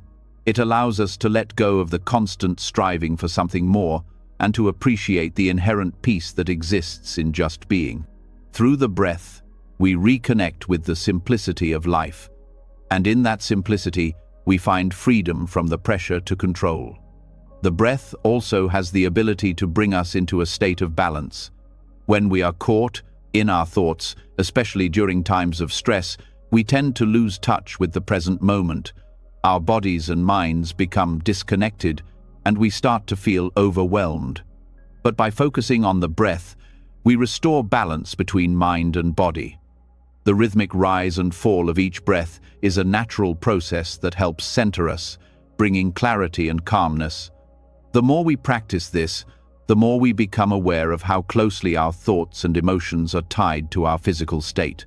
By cultivating awareness of our breath, we strengthen our ability to respond to life with calmness and perspective, rather than reacting out of anxiety or tension. The act of mindful breathing encourages acceptance of the present moment as it is. Often, the strain in our lives comes from resisting what is happening right now, wishing things were different, or worrying about what may come next. The breath invites us to pause and accept the flow of life, just as it is. Each breath reminds us that life moves in cycles, and just as we inhale and exhale, so too do the events of our lives ebb and flow. When we let go of resistance and accept the present moment, we allow life to unfold without the need for force or struggle. This acceptance fosters peace and reduces the emotional strain of trying to make things fit into a specific narrative. One of the most powerful aspects of focusing on the breath is its ability to bring us into a state of non-reactivity. When we are caught up in our thoughts, it's easy to become reactive, quick to judge, blame, or criticize. But by focusing on the breath, we can pause before reacting. We create a space between stimulus and response, allowing us to respond with greater awareness rather than with impulse. This practice of non-reactivity is crucial in breaking the cycle of habitual, automatic responses that often lead to stress or conflict. By returning to the breath, we can choose how we engage with the world, rather than reacting from a place of unconscious habit. Breathing mindfully also helps us to become aware of the temporary nature of everything. Just as each breath is a fleeting moment, so too are our thoughts, emotions, and circumstances. When we are caught in moments of difficulty or discomfort, it can feel as though those moments will last forever. But by focusing on the breath, we remember that nothing is permanent. Every inhalation and exhalation reminds us that all experiences, whether joyful or painful, are transient. This understanding helps us to navigate life's challenges with greater ease, knowing that they will pass, just as our breath flows in and out. Mindful breathing also has a grounding effect. It helps us stay anchored in the present, even when external circumstances or internal turmoil threaten to pull us in many directions. The breath is always with us. It's a constant, unchanging presence that connects us to the here and now. Whenever we feel overwhelmed, disconnected, or lost, we can always return to our breath as an anchor. This grounding quality of the breath helps us stay centered, calm, and balanced in the face of uncertainty or stress. As you deepen your awareness of the breath, you also begin to cultivate patience with yourself and others. In today's world, we are often taught to be impatient, always looking for quicker solutions, faster results, and immediate gratification. But the practice of mindful breathing teaches us to slow down and appreciate the process of life. It reminds us that things take time to unfold, and that we don't need to rush to the finish line. When we practice patience through the breath, we begin to extend that same patience to the world around us. We stop demanding instant results from others, and instead, we allow them the space to unfold naturally, just as we allow our own breath to come and go without force. Focusing on the breath also brings our attention back to self-care. In the hustle and bustle of daily life, it's easy to forget to take care of ourselves. But the breath serves as a reminder to pause and check in with our bodies. Are we holding tension in our shoulders? Are we breathing shallowly because of stress? By taking a moment to focus on our breath, we reconnect with our bodies and become more aware of where we are holding stress or discomfort. This awareness enables us to release tension and find relief, allowing us to care for ourselves physically, emotionally, and mentally. As you continue to practice deep breathing and mindfulness, you'll notice that the mental clutter that often fills your mind starts to clear. The constant noise of thoughts, worries, and distractions gradually fades as your focus shifts to the present moment. In this space of mental clarity, you are able to see things more clearly, make decisions with more wisdom, and engage with life in a more meaningful way. The breath is a tool that helps you not only release stress but also gain insight and perspective. Finally, by making breath awareness a regular practice, you begin to develop a deeper connection to yourself and the world around you. You start to realize that the breath is not just a biological function, but a spiritual one that connects you to the rhythm of life. Every inhale is a reminder of the life force that flows through you, and every exhale is a release of what no longer serves you. This dance between inhale and exhale mirrors the dance of life itself, where we come into being and gradually let go of what we no longer need. By aligning ourselves with this natural flow, we can navigate life with more ease, less strain, and more peace. As you continue to explore the peace that comes from focusing on the breath, surrendering control, and trusting life's natural rhythm, you may begin to notice a powerful shift in how you experience the world around you. Life's constant ups and downs, the contrasts between joy and sorrow, success and failure, are inevitable. But what if, instead of fighting against them, you embrace them as part of the natural order? This is one of the most profound teachings in Buddhism, the wisdom that tells us to look beyond the dualities of life and embrace its contrasts without resistance. We live in a world that thrives on categorization, labeling everything as either good or bad, positive or negative, success or failure. But this dualistic thinking limits us and creates unnecessary suffering. We constantly strive to keep everything in the good column while pushing away what we perceive as bad. In doing so, we find ourselves constantly in a battle against our circumstances, our emotions, and the ever-changing flow of life. But Buddhist teachings invite us to step beyond this binary thinking, showing us that life's contrasts don't need to be battled or balanced in the way we think they do. Instead, they can be embraced as natural expressions of life's flow. Buddhism encourages us to observe the impermanent nature of all things. Everything, whether it's our emotions, our successes, or our hardships, is in constant flux. We experience joy, but it will eventually fade into sadness or challenge. We achieve a goal, only to encounter a new one that requires effort. This constant shift is the nature of life, and when we stop resisting it, we begin to experience a profound freedom. Duality, the notion that there are opposites, is part of the human condition, but it doesn't define us. In embracing these opposites, without attaching labels of good or bad, we step into a deeper understanding of ourselves and the world. The notion of balance often seems like an ideal we should be striving for. We seek to manage the tension between happiness and sadness, success and failure, comfort and discomfort. However, when we focus too much on achieving a perfect equilibrium, we can end up forcing an unnatural stability onto life. Trying to force balance creates a subtle form of resistance. Instead of trying to impose balance, Buddhist teachings encourage us to embrace life's fluctuations naturally. Life will always move between highs and lows, and the more we accept this flow, the less strain we feel. When we resist the contrasts in life, we are often reacting from a place of fear or attachment. We fear the pain that comes with loss or failure, and we become attached to the moments of joy and success, hoping they will never end. However, this attachment creates suffering because we are constantly expecting life to stay in one state. The reality is that nothing stays the same. The more we resist this natural change, the more we struggle. But when we embrace life's inevitable contrasts, we stop fighting against what is. We begin to see that both joy and sorrow, pleasure and pain, are part of the same continuum, and we can experience peace in the midst of both. This is the true meaning of acceptance in Buddhist philosophy.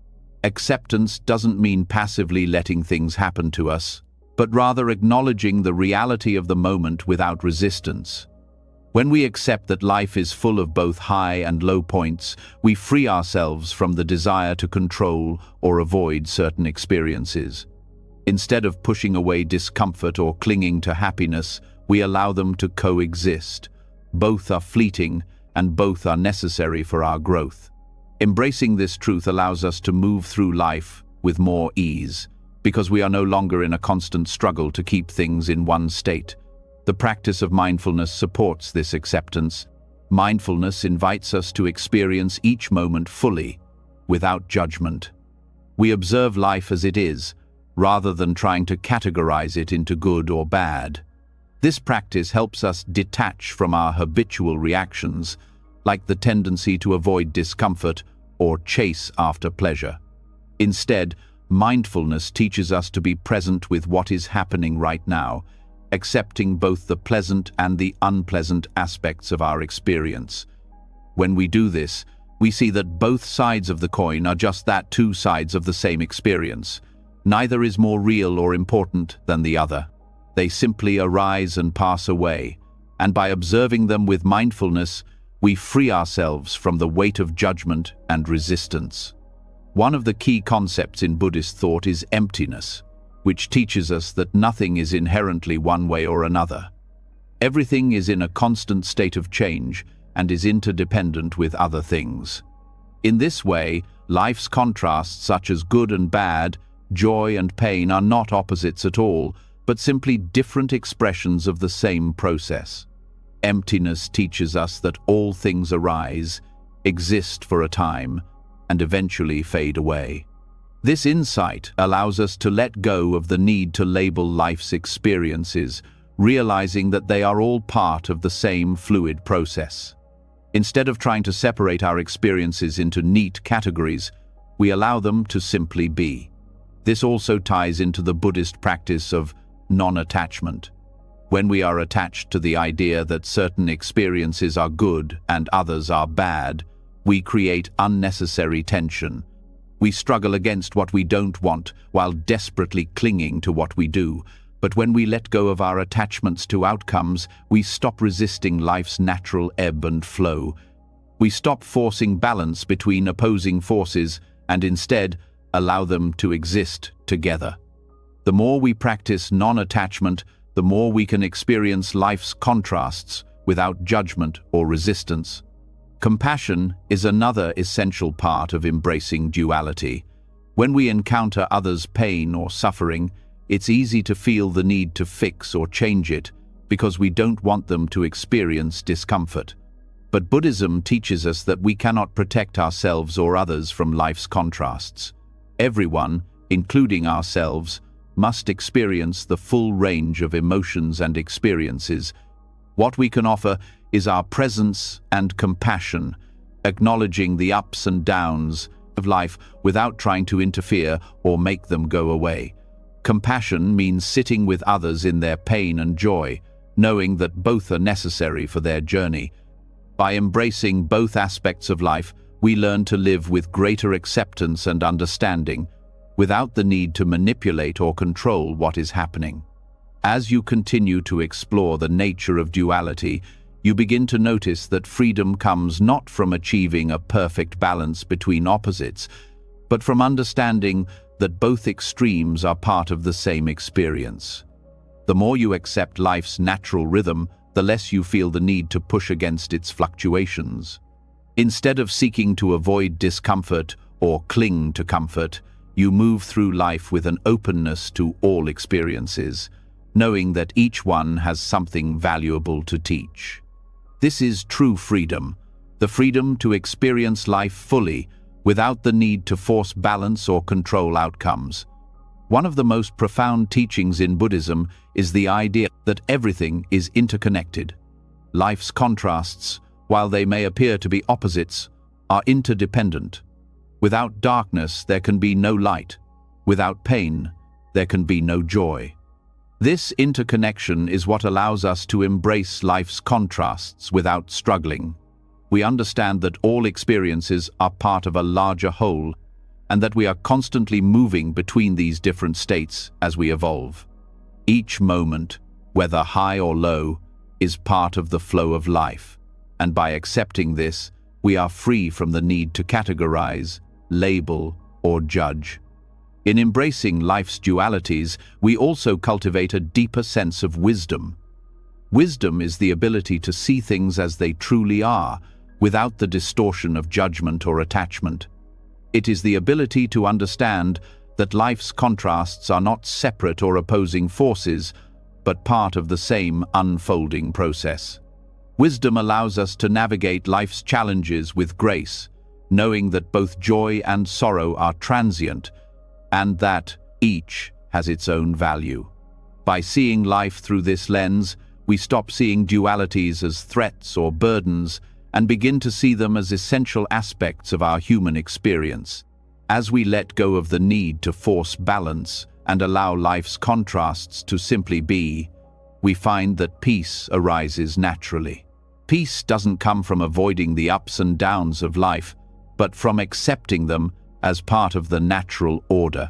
When we embrace duality without judgment or resistance, we cultivate a deep sense of peace that transcends external circumstances.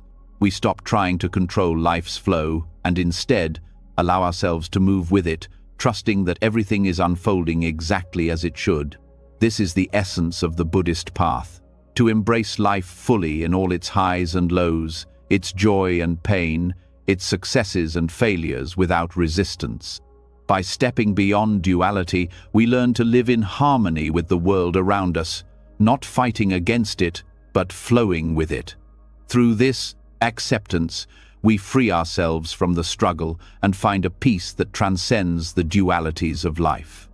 As you begin to embrace life's natural flow, understanding the wisdom of duality and releasing the pressure of forcing balance, you may notice an even deeper truth emerging.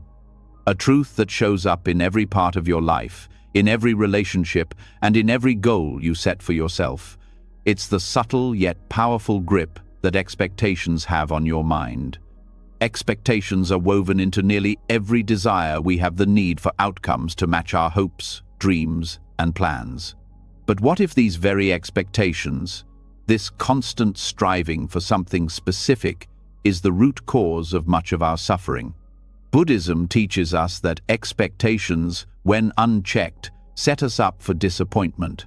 We live in a world of possibilities, yet we often hold tight to rigid ideas of how things should be. This leads us to a constant cycle of hoping for outcomes, attaching our happiness to them, and inevitably feeling let down when things don't turn out the way we imagined. Each time an expectation is unmet, it leaves us disillusioned, frustrated, or even angry. But the truth is, the problem isn't with life's unpredictability or the failures we experience, it's with our attachment to specific outcomes. When we stop clinging to these expectations, we begin to break free from the cycle of disappointment and open ourselves to a more liberated way of experiencing life. Expectations are built on the idea that control is possible. We set our sights on an outcome, a goal, or a desire, and we attach ourselves to it as if it will guarantee happiness. However, in doing so, we create an illusion of certainty in an uncertain world. We believe that if we can control the outcome, we can control our emotional state. Yet life is full of uncertainty and change, and no matter how much effort we put into forcing things to fit into our desired outcome, they may not align as we planned. The more we attach our happiness to these external outcomes, the more we find ourselves on a roller coaster of highs and lows, constantly battling with disappointment when things don't go the way we imagined. The Buddhist concept of non-attachment offers a powerful antidote to this cycle. Non-attachment doesn't mean indifference, rather, it means engaging with life without clinging to specific results. It's the understanding that our happiness doesn't depend on whether or not things turn out the way we want them to.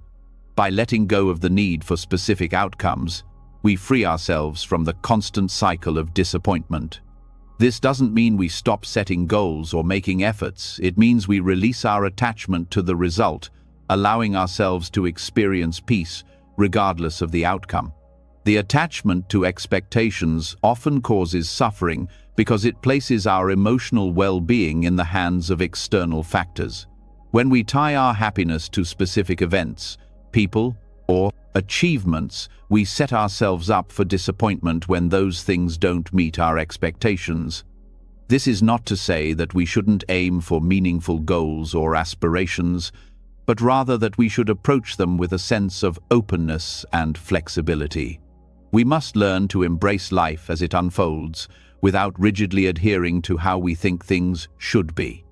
When we stop clinging to the outcome, we find that the journey itself holds the true rewards. By embracing non-attachment to outcomes, we stop holding onto the narratives we've created about how our lives should look. These narratives, shaped by cultural ideals, personal desires, and external pressures, often cloud our perception of reality. When our expectations aren't met, we feel that reality has let us down, that we've been denied the happiness or success we deserve. However, this thinking creates unnecessary suffering. The key is to release the need for things to unfold in a certain way and accept them as they are. The moment we stop resisting, we create space for peace and acceptance, transforming the disappointment into an opportunity for growth and learning. Expectations often arise from a deep sense of lack, the feeling that we are not enough or that we need something outside of ourselves to complete us. This constant striving for fulfillment through external circumstances leads to disappointment because nothing external can provide lasting satisfaction.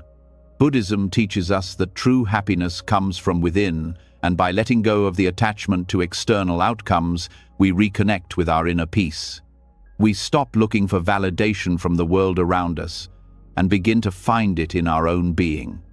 When we release our need for outcomes, we open ourselves to the present moment where true contentment lies. One of the most freeing aspects of releasing expectations is the ability to be present in the moment. When we let go of the need for things to turn out a specific way, we can engage with life as it is, without the constant mental chatter of wishing things were different. This presence brings clarity, peace, and an appreciation for what is happening right now, not for what we hope will happen. We begin to experience life more fully, appreciating the nuances of each moment without being weighed down by the pressure of future expectations. When we are constantly attached to expectations, we also limit ourselves by narrowing our vision of what is possible. We may become fixated on a specific goal or outcome, believing that it is the only path to happiness or success. This narrow focus prevents us from seeing the full range of possibilities that life has to offer. By letting go of rigid expectations, we open ourselves to new opportunities that we may not have considered, allowing life to surprise us in ways we could never have planned. In Buddhism, there is a strong emphasis on letting go of the need for control, not just over outcomes, but over other people and situations as well. When we expect others to behave in a certain way, or when we try to control their actions or decisions, we create tension and frustration. The more we try to control, the more resistance we build, and the more disappointed we become when things don't align with our expectations. Letting go of the need to control others is a powerful practice of non-attachment. It frees us from the burden of trying to shape the world around us and allows us to accept people as they are, without imposing our expectations upon them. Acceptance is the counterpart to non-attachment.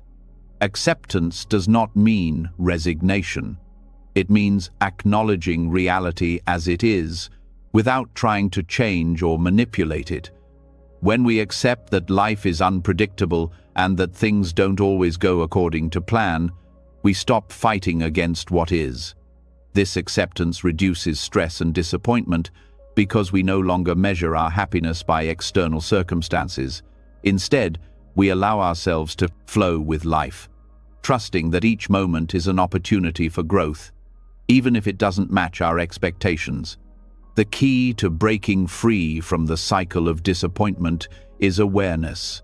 The awareness that our attachment to expectations is what causes our suffering.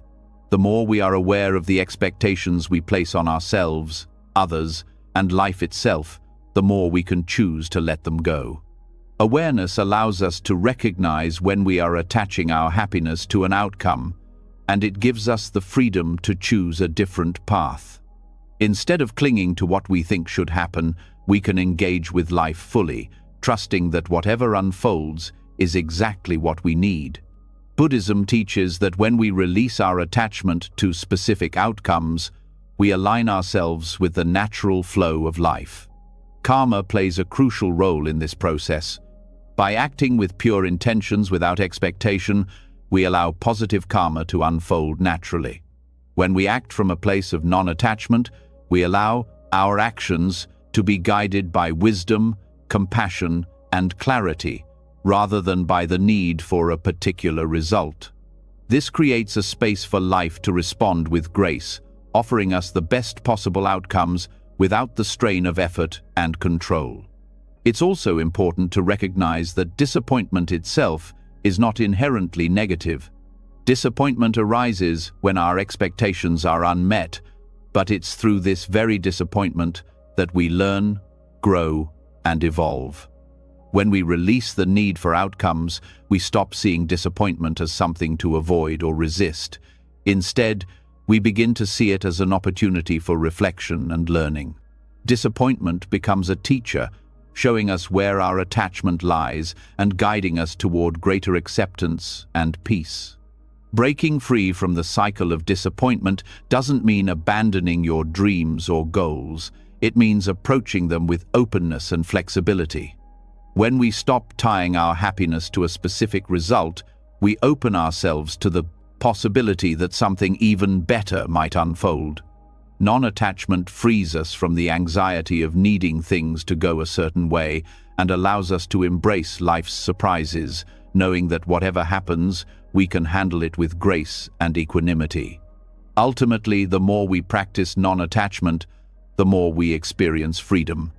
Freedom from the pressure of expectations, freedom from the need to control outcomes, and freedom from the constant cycle of striving for something that may never come. When we release the need for specific results, we can approach life with a sense of ease, knowing that everything will unfold as it should. This freedom brings us closer to our true selves, allowing us to live fully in the present moment, free from the weight of disappointment and unfulfilled expectations. As you begin to let go of rigid expectations and the constant pressure to control outcomes, you might start to notice a shift in your mind, an internal peace that feels rare in today's world. The more you embrace the flow of life, free from the mental strain of attachment and frustration, the more you begin to sense an underlying stillness. It's a quiet space that holds within it the potential to dissolve the tension that often leads to conflict in our thoughts, emotions, and actions. To cultivate this peace more fully, there is a powerful tool that the Buddha shared with us: meditation. Meditation is not just a practice, it's a profound journey that, when embraced fully, can transform the very way we live and experience the world. Buddhist meditation offers a unique path to inner peace by helping us release mental conflict and inner tension. We often carry so much weight within us, thoughts of worry, resentment, or fear, that it becomes difficult to experience life with ease. Our minds race, our emotions fluctuate, and we become consumed by the noise of it all. In these moments, we struggle to find clarity or a sense of direction. Yet, meditation serves as a practice that allows us to let go of this clutter, creating the space necessary for mental clarity and emotional calm. When you begin to meditate, you learn to separate yourself from the chatter of the mind, recognizing that you are not your thoughts. In this process, you start to notice how much of your internal conflict is rooted in identifying with your thoughts, feelings, and desires. Meditation allows you to witness them rather than become entangled in them. As you sit quietly, focusing on your breath, you create the space to observe the thoughts and emotions that arise without judgment. This practice of observation reduces the power that these thoughts hold over you, allowing them to come and go like clouds in the sky. The more you do this, the less mental conflict you experience, and the more you can live in alignment with your true self. Buddhist meditation also helps us release attachment to the constant demands of the mind. We often think that, in order to find peace, we need to fix our thoughts, emotions, or circumstances. But meditation teaches us that peace isn't something to achieve or fix. It is something that arises when we stop resisting. When we stop forcing the mind to behave a certain way, we allow it to settle naturally. This process of letting go is at the heart of meditation. The more we try to control, the more resistance we create. But when we sit in stillness and let go of the need to control, we create a natural flow that leads to ease. One of the most profound teachings that meditation brings is the ability to experience the present moment without the weight of past regrets or future worries. We often feel trapped by the mental narrative that loops endlessly in our minds. We replay old conversations, rehash past mistakes, or constantly plan for what's next. This ongoing cycle of thinking creates a sense of mental overload, leaving us exhausted and disconnected from the now. Meditation helps break this cycle by gently guiding us back to the present moment. With each breath, we train the mind to focus on the here and now, allowing us to experience life more fully. In doing so, we release the grip of mental conflict and invite a deeper sense of peace and presence into our lives. At first, this may feel challenging. Our minds are so used to grasping for thoughts or planning for the future. But meditation teaches us that we don't need to grasp at anything. We don't need to control what arises in the mind. We simply allow it to come and go. The more you practice this, the more you begin to see that thoughts are temporary. They do not define you. They come and go like waves on the ocean. The more you let them flow without attaching meaning or judgment to them, the more you find your mind naturally settling into a state of ease. This practice is not just about reducing mental conflict, it's about transforming your relationship with your thoughts. Instead of seeing them as obstacles to peace, you begin to see them as opportunities for growth. In Buddhism, there is a concept called mindful awareness. This is the practice of being fully aware of the present moment without judgment, without expectation. It's not about getting rid of thoughts, but about accepting them as they are. This awareness transforms your relationship with your mind, allowing you to experience your thoughts as they are impermanent and transient. The more you practice, the less weight they carry, and the more easily you can move through life without becoming overwhelmed by them. As you meditate, you also begin to notice how internal tension manifests in your body. When we experience stress, anger, or fear, we often hold these emotions in the body, creating physical tension. Over time, this tension builds up, leading to discomfort, pain, or even illness. Through mindfulness and meditation, we learn to recognize how these emotions show up physically and how to release them. By focusing on the breath and bringing awareness to the body, we can soften the physical tension, releasing it with each exhale. This process of letting go of tension helps us feel lighter, more at ease, and more in tune with our bodies. Meditation, in this sense, is not just about quieting the mind, but about holistically relieving the tension in both mind and body. The more you practice meditation, the more you realize that mental conflict and stress arise from attachment to the way things should be, to desires, expectations, and the need to control. Meditation teaches us to release this attachment. Instead of forcing our thoughts or emotions to align with our ideal version of reality, we learn to be present with whatever arises. This process of non-attachment is incredibly liberating. It helps us stop fighting with ourselves and the world around us, freeing us from the mental strain of trying to make everything fit into a preconceived notion of how things should be. Buddhist meditation also helps us develop a deeper compassion for ourselves. So often, we are our harshest critics. We judge ourselves for not being good enough or for not living up to our own expectations. Meditation allows us to step back from these judgments and to simply be with ourselves as we are. In this space, we cultivate self-compassion, a gentle acceptance of ourselves, with all of our flaws, fears, and imperfections. This self-compassion naturally spreads to others, allowing us to approach the world with a sense of kindness and understanding, free from the inner conflict that often leads to judgment or resentment. Through meditation, we also develop a stronger sense of equanimity. Life's ups and downs no longer feel as destabilizing because we learn to approach them with the same sense of calm and acceptance. Whether experiencing joy or sorrow, success or failure, we come to understand that all of these emotions are part of the same flow of life. By practicing meditation, we strengthen our ability to remain steady, no matter what life throws our way. We learn to respond with wisdom and clarity, rather than reacting with impulsive emotions. This sense of equanimity allows us to experience life's fluctuations with more peace, rather than feeling at the mercy of them. In addition to creating mental clarity, meditation also nurtures a deep sense of gratitude.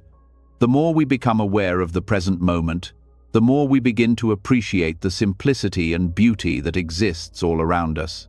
We learn to see the richness of life, even in the most ordinary moments.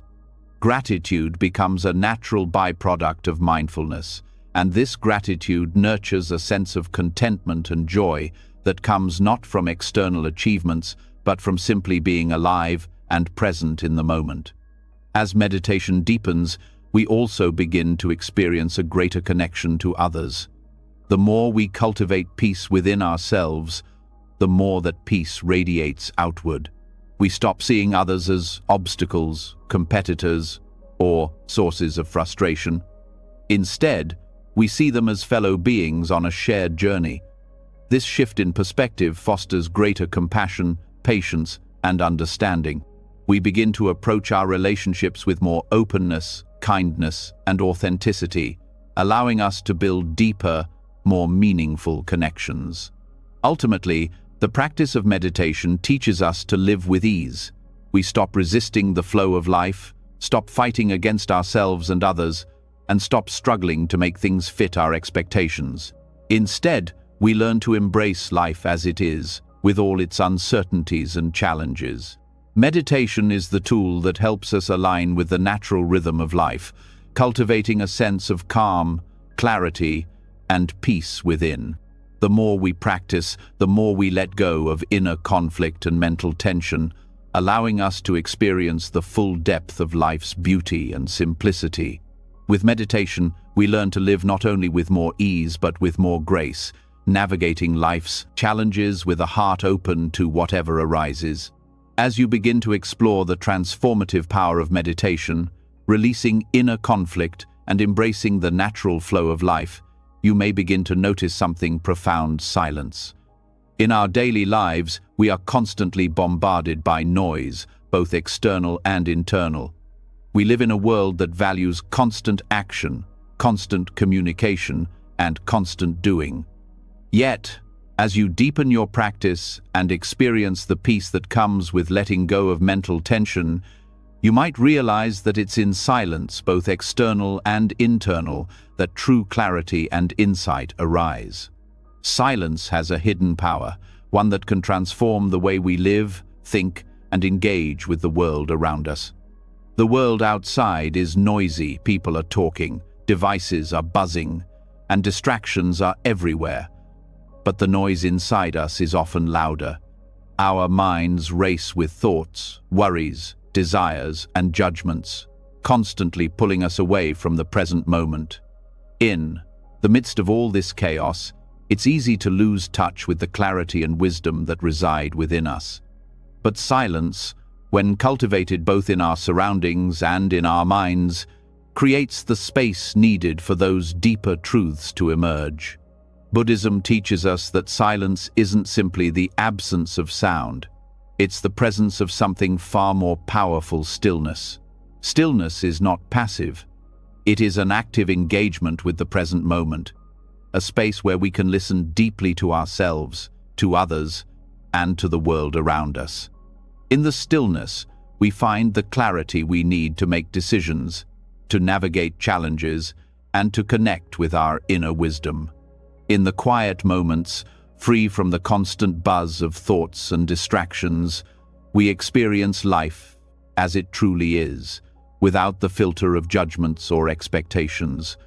Silence, however, is not something we are often comfortable with. We live in a society that constantly pushes us to be busy, to do more, to speak louder, and to fill every gap with activity.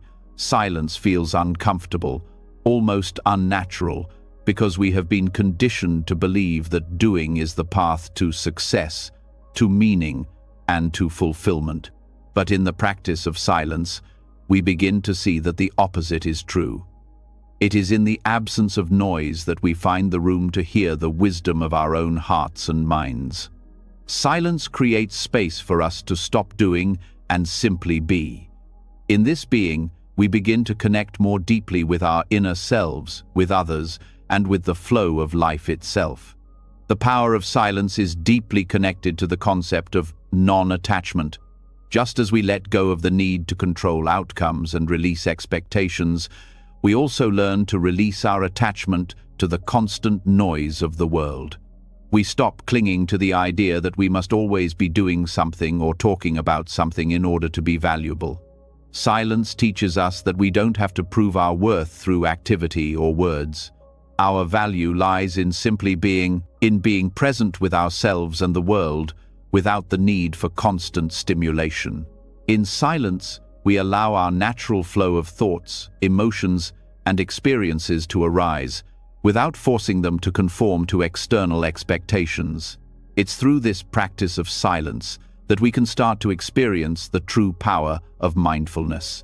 Mindfulness is often practiced through quiet, focused attention on the breath, on the sensations in the body, on the thoughts that arise and pass. The more we engage in silence, the more we become attuned to the present moment. In that moment of awareness, we gain access to clarity that cannot be found when we are constantly distracted by noise or mental chatter. In silence, we allow ourselves to observe without judgment, to witness what is arising within and around us without getting caught up in it.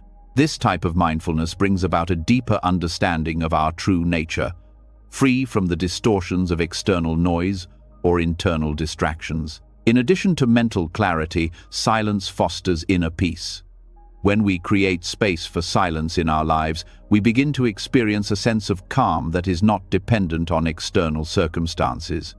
The noise of the world, the demands of others, and the constant pull of our own thoughts begin to lose their power over us. As we cultivate silence, we begin to experience a sense of stillness that permeates our being. This stillness is not a void or emptiness, but a deep sense of connection to the present moment, a sense of being grounded and centered no matter what is happening around us. It is from this stillness that we can navigate life's challenges with grace, responding to them with wisdom and compassion, rather than reacting out of fear or stress.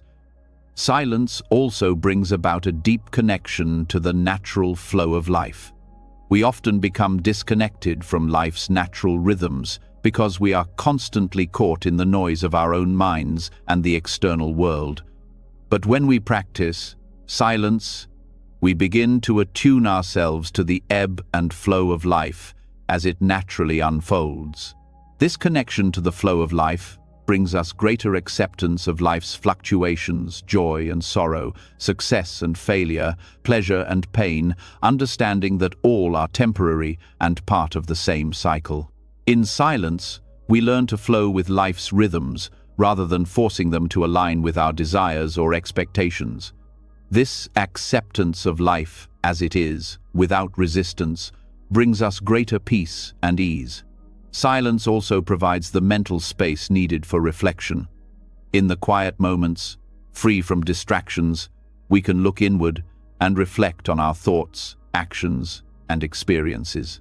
Reflection is a key aspect of Buddhist practice, as it allows us to gain insight into our own behavior and patterns. In silence, we can observe our thoughts without judgment, without trying to change them, but simply to understand them. Through this understanding, we gain insight into our true nature, our fears, our desires, and our habits. This insight allows us to make more conscious choices and break free from the mental patterns that limit us. Another powerful aspect of silence is its ability to foster compassion. When we are quiet and still, we become more present with others. We listen more deeply, not just to their words, but to the energy and emotions behind their words. In the stillness of silence, we can feel more attuned to the needs of others, offering empathy and understanding without the need to fill the space with our own thoughts or opinions. Silence allows us to be fully present, offering a kind of attention that is rare in a world where people are often preoccupied with their own thoughts. Through silence, we begin to connect with others in a more meaningful way, fostering deeper relationships built on mutual respect and understanding. Silence is also a gateway to inner transformation. When we stop filling our lives with noise and distraction, we begin to peel back the layers that obscure our true selves.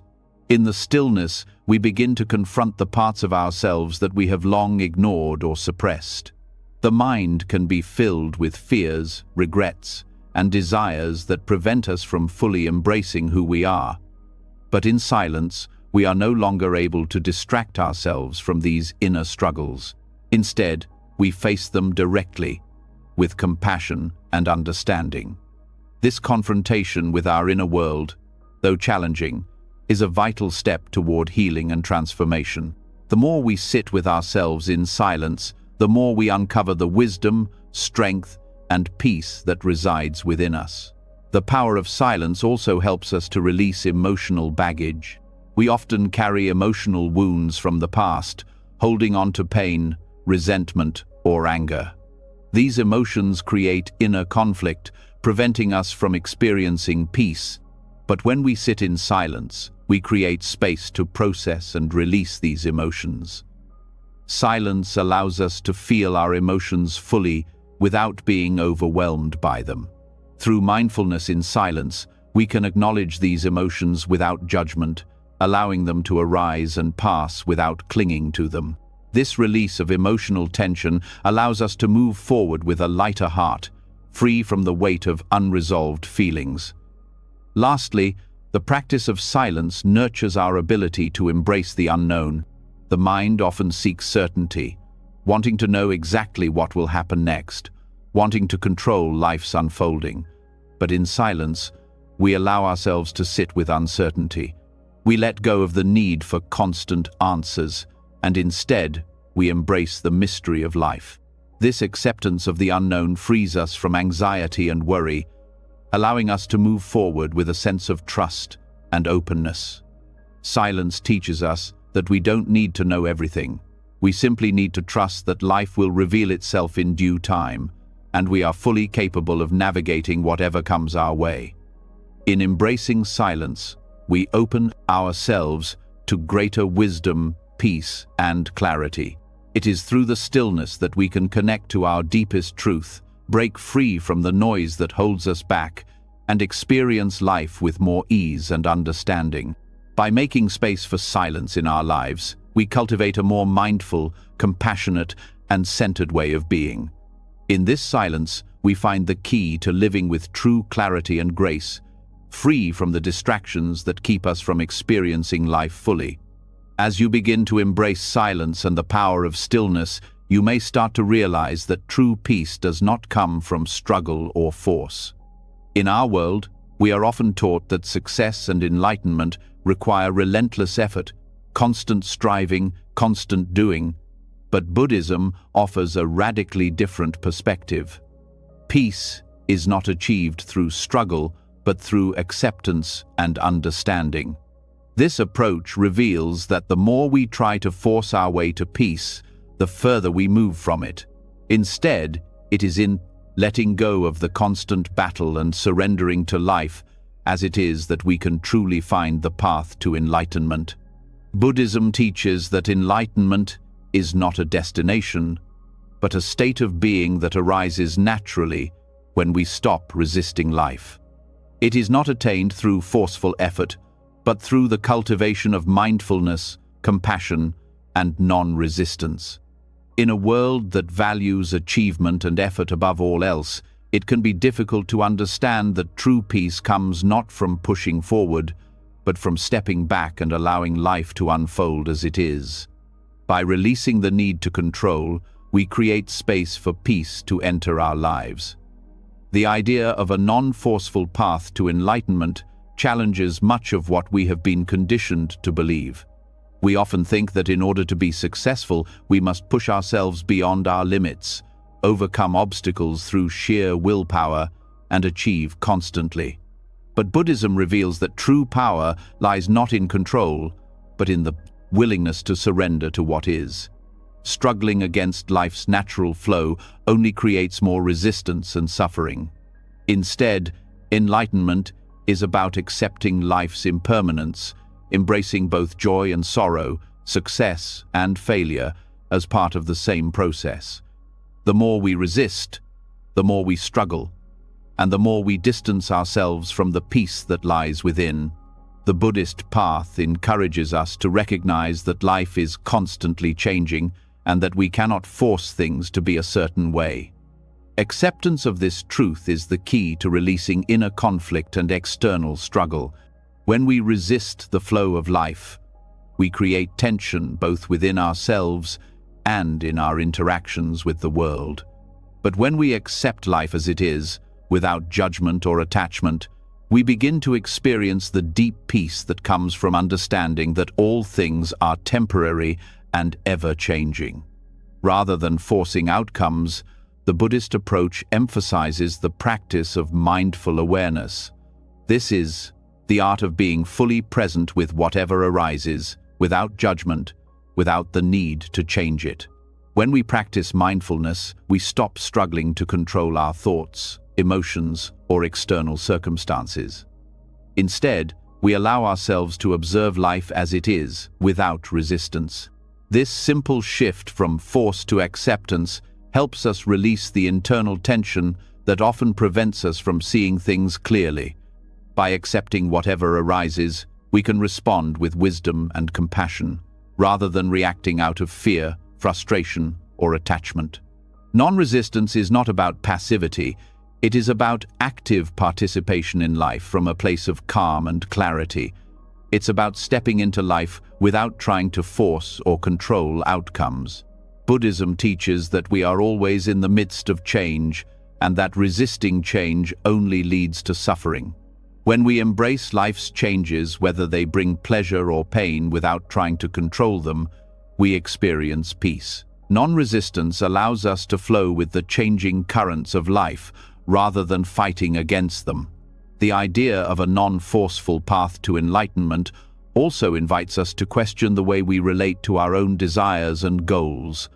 We often think that in order to achieve something, we must constantly chase after it, striving and pushing ourselves to the limit. But Buddhism reveals that desire, when unchecked, can lead to suffering. The more we chase after something with force, the more we attach our happiness to a particular outcome, which only creates frustration when things don't go as planned. Instead, Buddhism teaches that we can achieve our goals, but not by force. Rather, by acting with intention, by focusing on the present moment, and by aligning ourselves with the flow of life, we can move toward our goals without the need for struggle. When we practice non-resistance, we learn to embrace life's paradoxes, the contradictions that exist within ourselves and the world around us. Life is full of opposites, light and dark, joy and sorrow, success and failure. In the Western world, we often view these as opposites that need to be reconciled or eliminated. But in Buddhism, we understand that these contrasts are part of the same process. We cannot have light without darkness, nor joy without sorrow. Life is a dynamic balance of these forces, And when we stop struggling to make everything fit neatly into one category or the other, we free ourselves from the burden of trying to force balance. Instead, we begin to embrace life's natural rhythms, finding peace in the ebb and flow. One of the most profound lessons of the Buddhist path is the practice of equanimity. Equanimity is the ability to remain balanced and composed no matter what life throws at you. It's the ability to accept both the highs and the lows of life without becoming attached to either.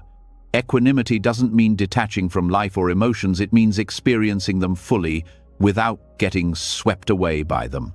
When we practice equanimity, we stop struggling to control our reactions to life's ups and downs. Instead, we allow ourselves to feel deeply, but we don't become overwhelmed by those feelings.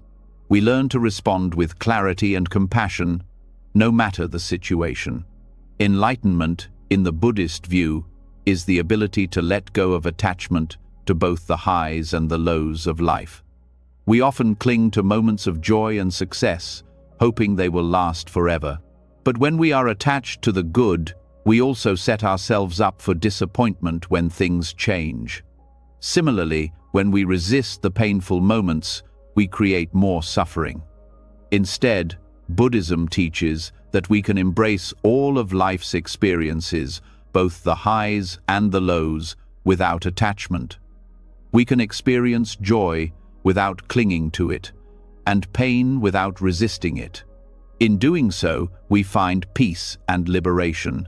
Surrender plays a significant role in the Buddhist path.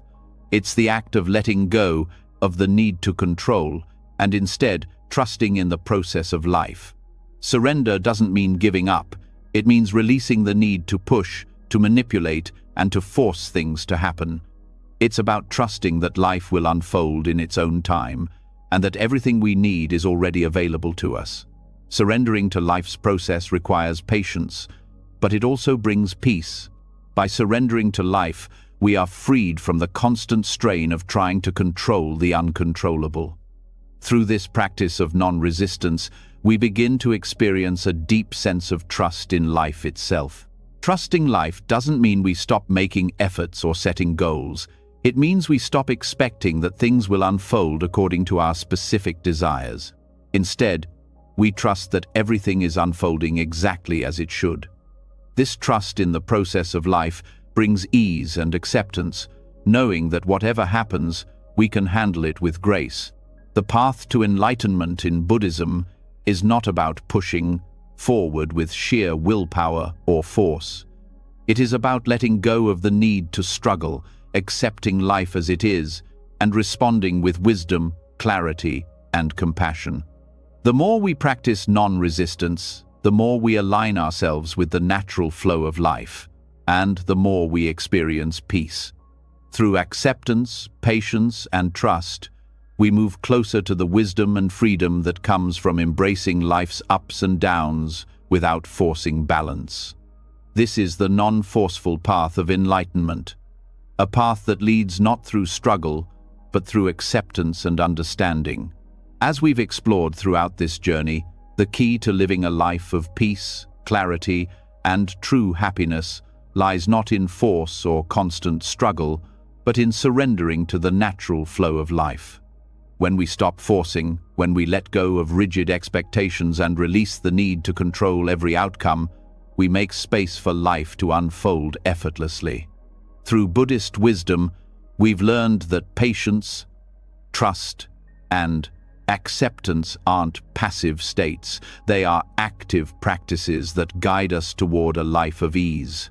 Whether through meditation, embracing silence, or understanding the law of impermanence, every step we take towards non-resistance brings us closer to the freedom we seek. Life isn't something to be conquered, it's something to be experienced.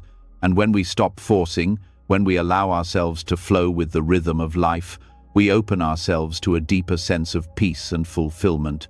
It's in the quiet moments of stillness, in the letting go of expectations, and in the embrace of life's natural contrasts that we truly find our place in the world. Now, I'd love to hear from you. How have you experienced moments of letting go and trusting life's flow? Share your thoughts in the comments below. I'd love to hear your reflections and any insights you've gained from this journey.